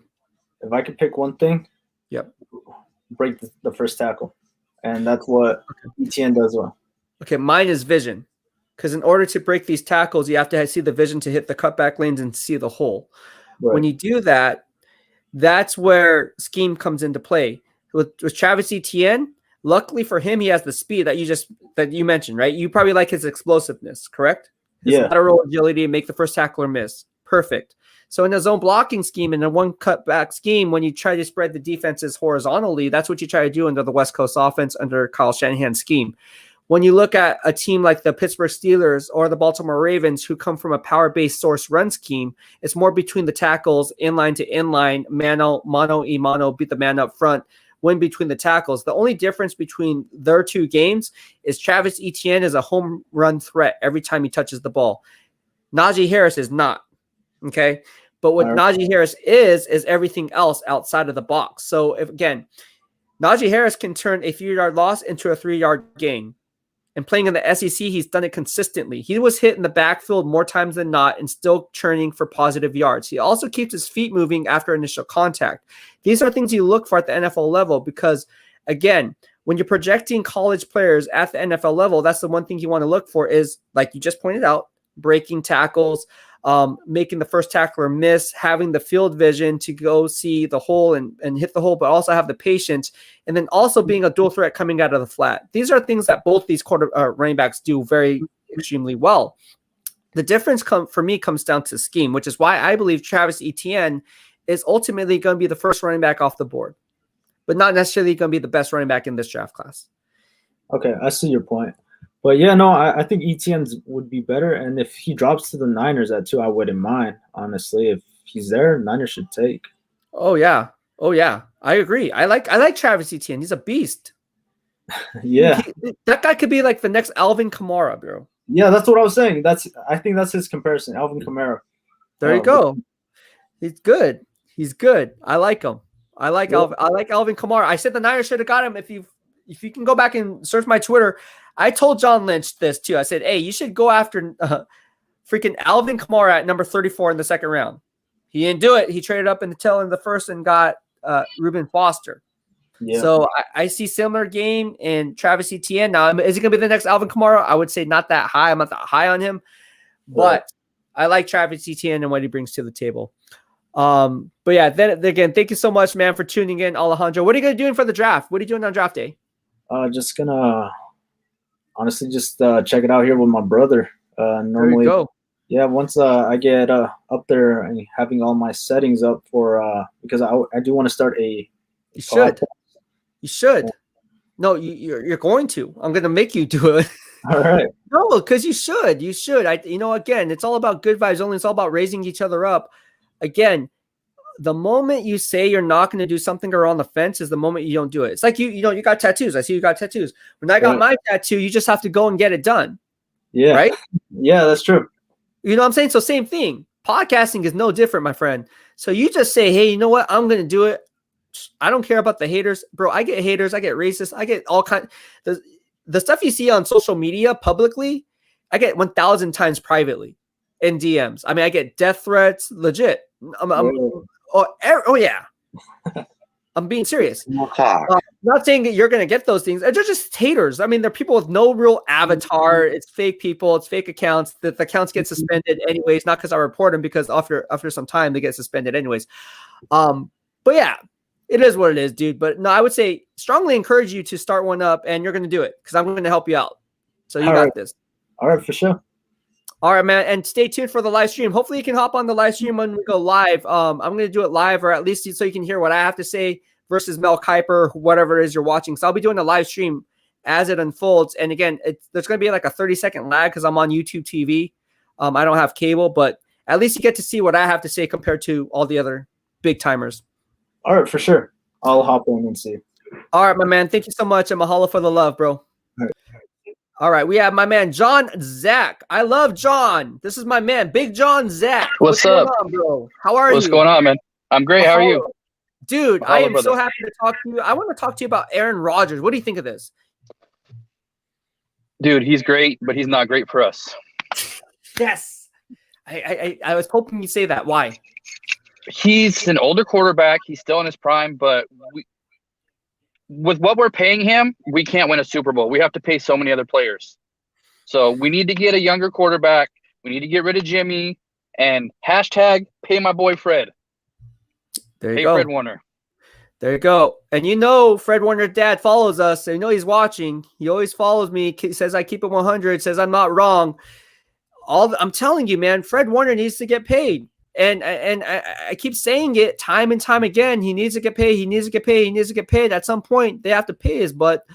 Why are they dragging their feet? Like, what are you waiting for? Because if he hits it, he's in a contract year already. He's entering a contract year. If he balls out of control and is the best middle linebacker in the NFL and gets my vote again for PFWA first team All-Pro and is a first team All-Pro again for the second consecutive year, now it's not a 1 year body of work. Now it's 2 years body of work. And so now you have to pay up long-term investment, a higher premium, because again, that 2018 inside linebacker draft class is strong. You have Roquan Smith, you have Tremaine Edmonds. Now they're going to be given their 5th-year contracts. Obviously, they're going to get their options picked up because they're first-round picks. But then what about Darius Leonard? He's a 3rd-round pick. You got to pay him too. You have to pay him.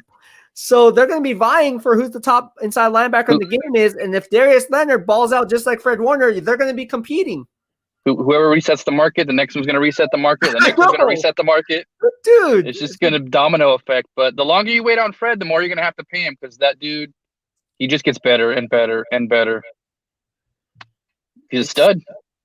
Yeah. Yeah. So what else is on your mind? Who do you think it's going to be at 3? You still think it's Justin Fields? I still think it's Justin Fields, although I'm leaning Trey Lance, man. I watched some videos of him, and the guy seems really smart. He seems like he's a film junkie, and I love that he's in the film room a lot. I'm kind of thinking, how much pressure do you think's on Scangarello? Because Shanahan is a great quarterback. A great offensive mind.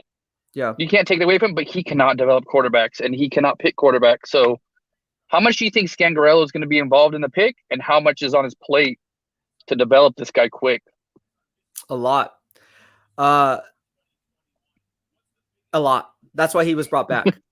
So I would say a good 75% of it is going to be on him. That's his job, to develop him and make sure that he's progressing the way that quarterback should be progressing. What I've heard is that's the one thing that the 49ers absolutely love is his ability, his cognitive ability to not only regurgitate play formations and verbiage, but also being able to see the field and see the plays kind of before it happens. These are some things that Trey Lance brings to the table that some of these other quarterbacks do not. And aside from his raw potential and his raw ability, you take that into account, then you're looking at this guy and saying, ultimately, yeah, he's not as strong as, let's say, a Justin Fields today, but can he be tomorrow? And I think that's what is the question, is because Mac Jones is the most NFL pro-ready quarterback today. If he was to come in right now, Mac Jones. If I'm going to and try to win a Super Bowl today, right now, I would take Mac Jones. I would, because he's the most NFL pro-ready quarterback. Now, is he the most? Does he have the most upside? No. Is he the most sexy? No. I would rather take Trey Lance or Justin Fields, but ultimately, this is the power struggle that's going on in San Francisco, and that's why I said Trey Lance is probably going to be the pick if it's not Justin Fields. I don't think it's going to be Mac Jones. Now, if Mac Jones is the pick, like I said, don't be surprised if the Niners hedge this first round on day one, because the 400 faithful will be calling for Kyle Shanahan's head and jumping back into the tail end of the first round and getting his teammate Najee Harris to kind of leverage the morale of the 400 fan base. You see how this works? Because Kyle Shanahan folded in his press conference. He absolutely folded. Like you just saw in his eyes, he was aging on that press conference. Like you can just see him. It took like 5 years off his life. And for him to go out and say, well, we don't know if Jimmy's going to be here or not because we don't even know if we're going to have a pulse on Sunday. It's like, okay, well, that's a total BS answer, but it got to him. It's getting to him. The only time Shanahan took a deep breath is when Grant asked him about McGlinchey. He's like, oh, finally, no quarterback talk. I get a break here. Yeah. Fort Taylor Devil said, Beast, will you be streaming during draft? Yes, I will. I'm going to do a live draft coverage as it unfolds. So again, if you don't want to watch Mel Kiper or Todd McShay or just want another take or another voice, I'm your man. I'm going to do a live stream so you guys hear what I have to say on all 32 NFL teams, not just the one that you actually love and have an admiration for. What else is on your mind, John? I'm just curious. I'm so glad that the QB conundrum is over and we can finally get something set in stone and we can move forward. Trey Lance too. Man, I'm kind of coming around to the guy. I've been watching some more tape, and he had a lot on his plate to run that offense. I didn't really realize how much it ran through him and what he saw and the plays he called from the line of scrimmage. So he's definitely a smart guy. I'm back on the fence between Lance and Fields now. I mean, either or. Hey, either or, my man. Either or, we will both be happy. We will both be celebrating when it happens. Mac Jones is elite at other levels, but not athleticism. And when he moves out of the pocket, he's not going to beat you with his legs, but he is going to take shots downfield. So is that what Shanahan wants? Maybe. Yeah. But if he wants to open up the playbook, you got to get that athletic guy who can run. Right.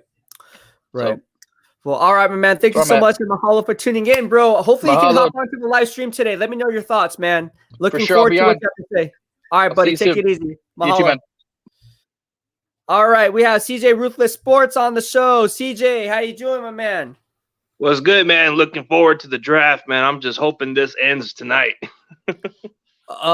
Yeah, I think the Niners are going to end up with 2 first-round picks when it's all said and done, and they're going to make 2 selections if Mac Jones goes number 3. Well, if that's the case, I've heard that they're interested of Najee Harris, but let's be realistic. That's what I've been saying since day one, bro. Since day one. I think with Najee, and I think with Najee Harris, man, he was even like on I think on his pro day or something, he was wearing like a Niner face mask or something, or a little like covered thing on his face. Go figure. So but then again, I think the Steelers are going to get him. So that's the only concern is the Steelers. That's what I have him mocked to. Correct. What's on your mind? On my mind is trade to the Bay. Hopefully, we get Trey Lance and this Mac Jones talk can end.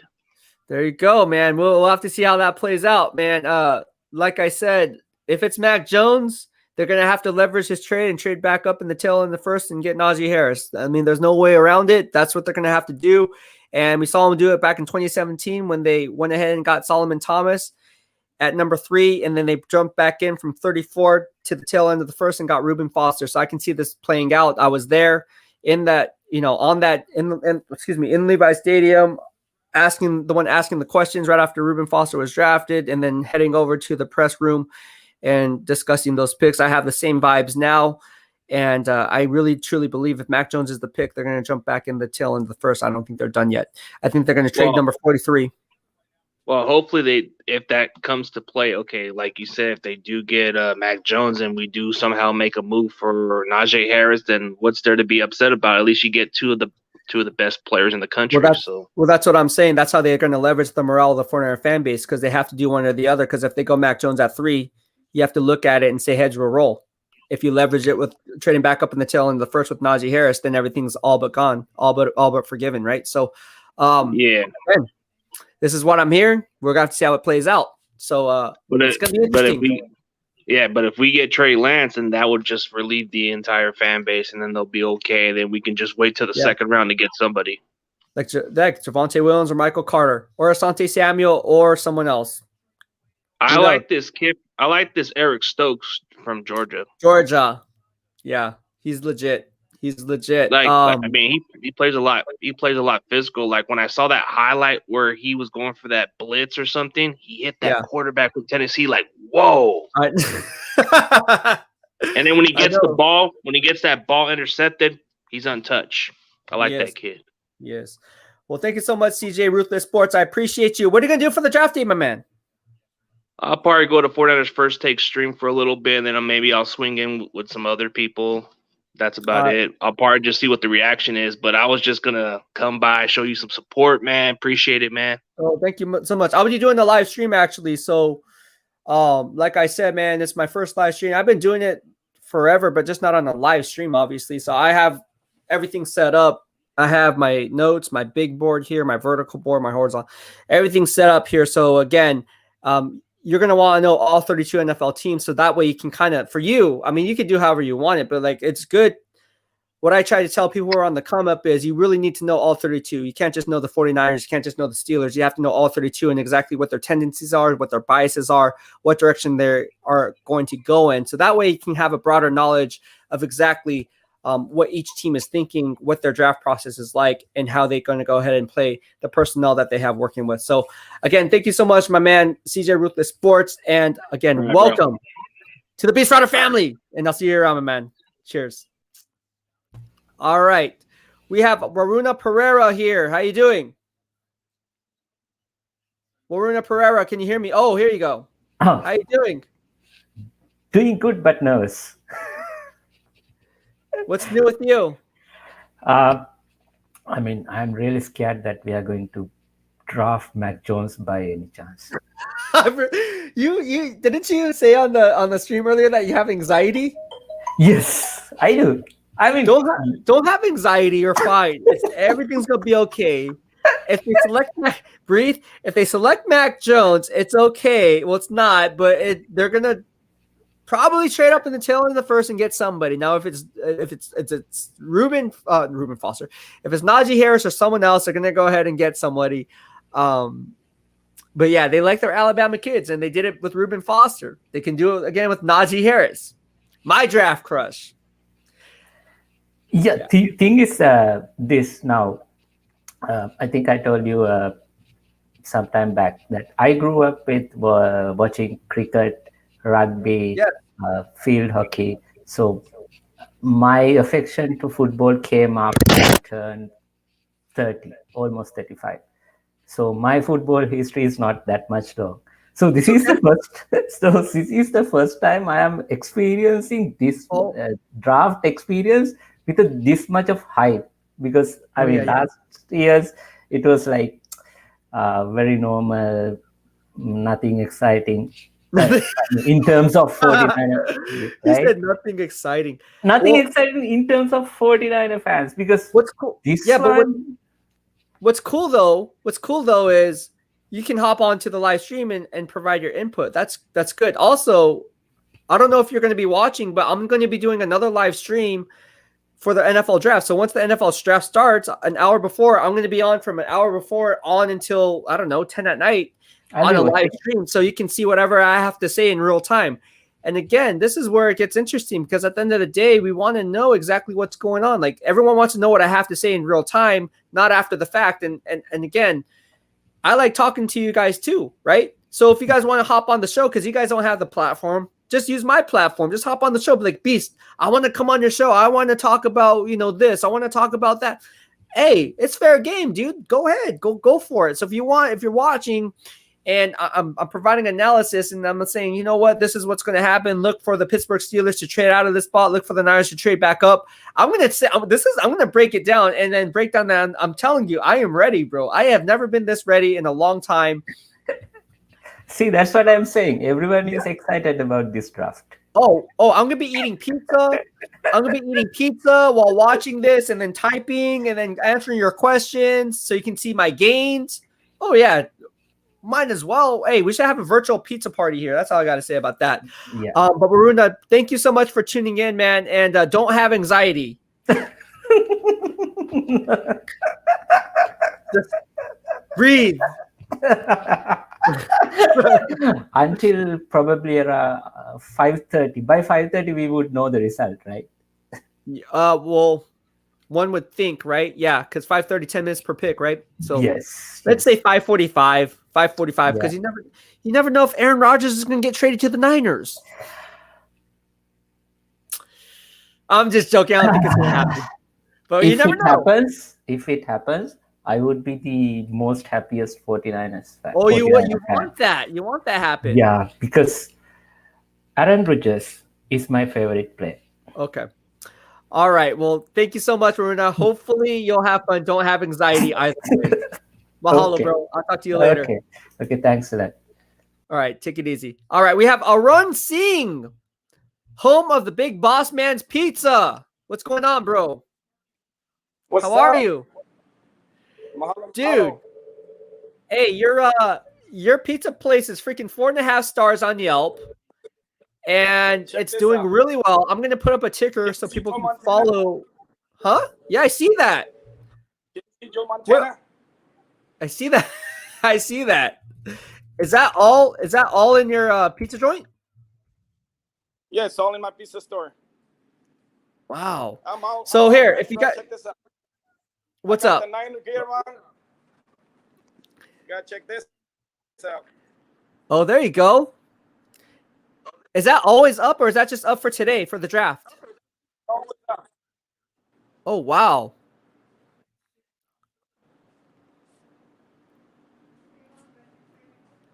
We're not open yet. That's dope. Yeah, that's dope. I still got to do a live stream at your house. Man, I'm nervous. I got butterflies in my stomach.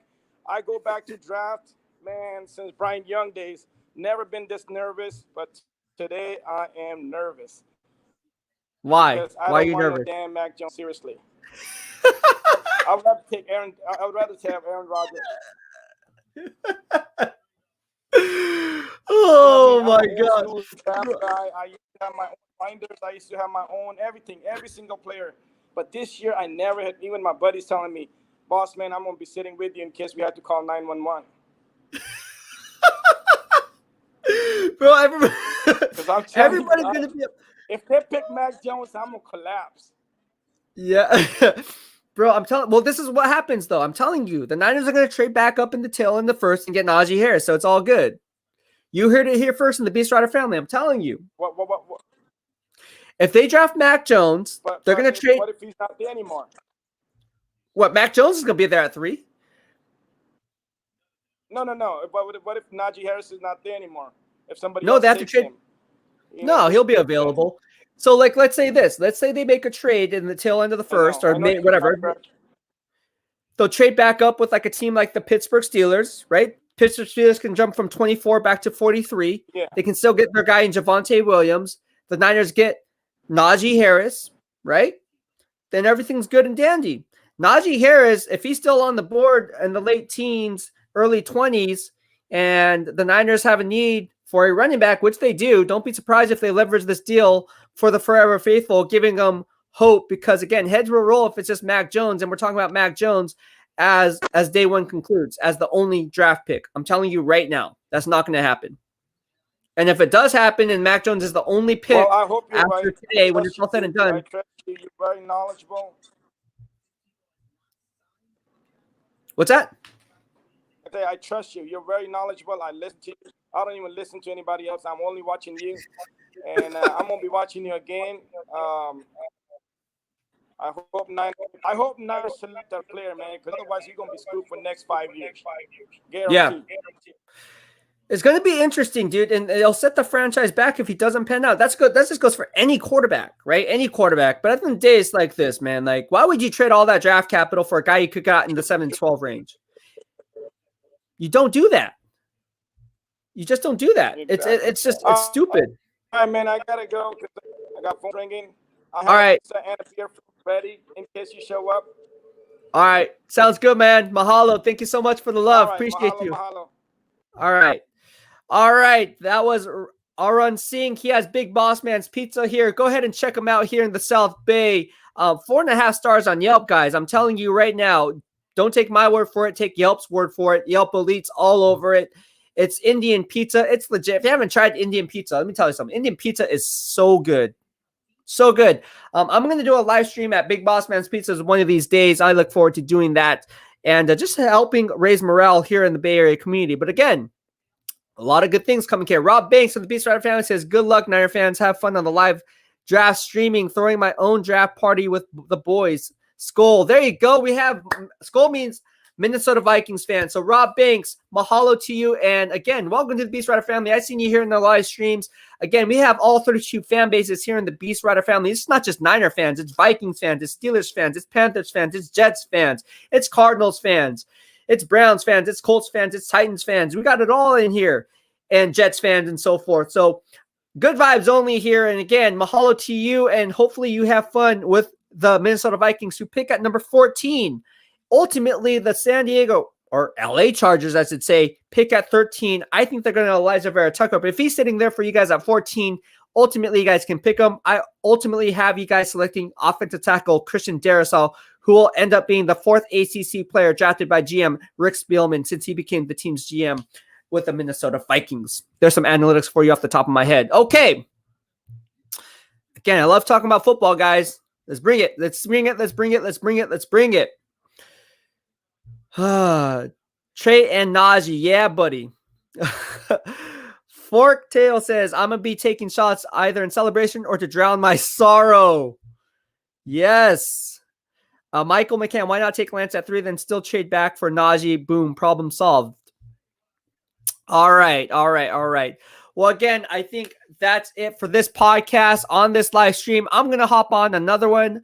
Don't worry. And again, if you have yet to subscribe to my channel, please do so in the lower right-hand corner of your screen as you stay up to date on all things Beast in real time.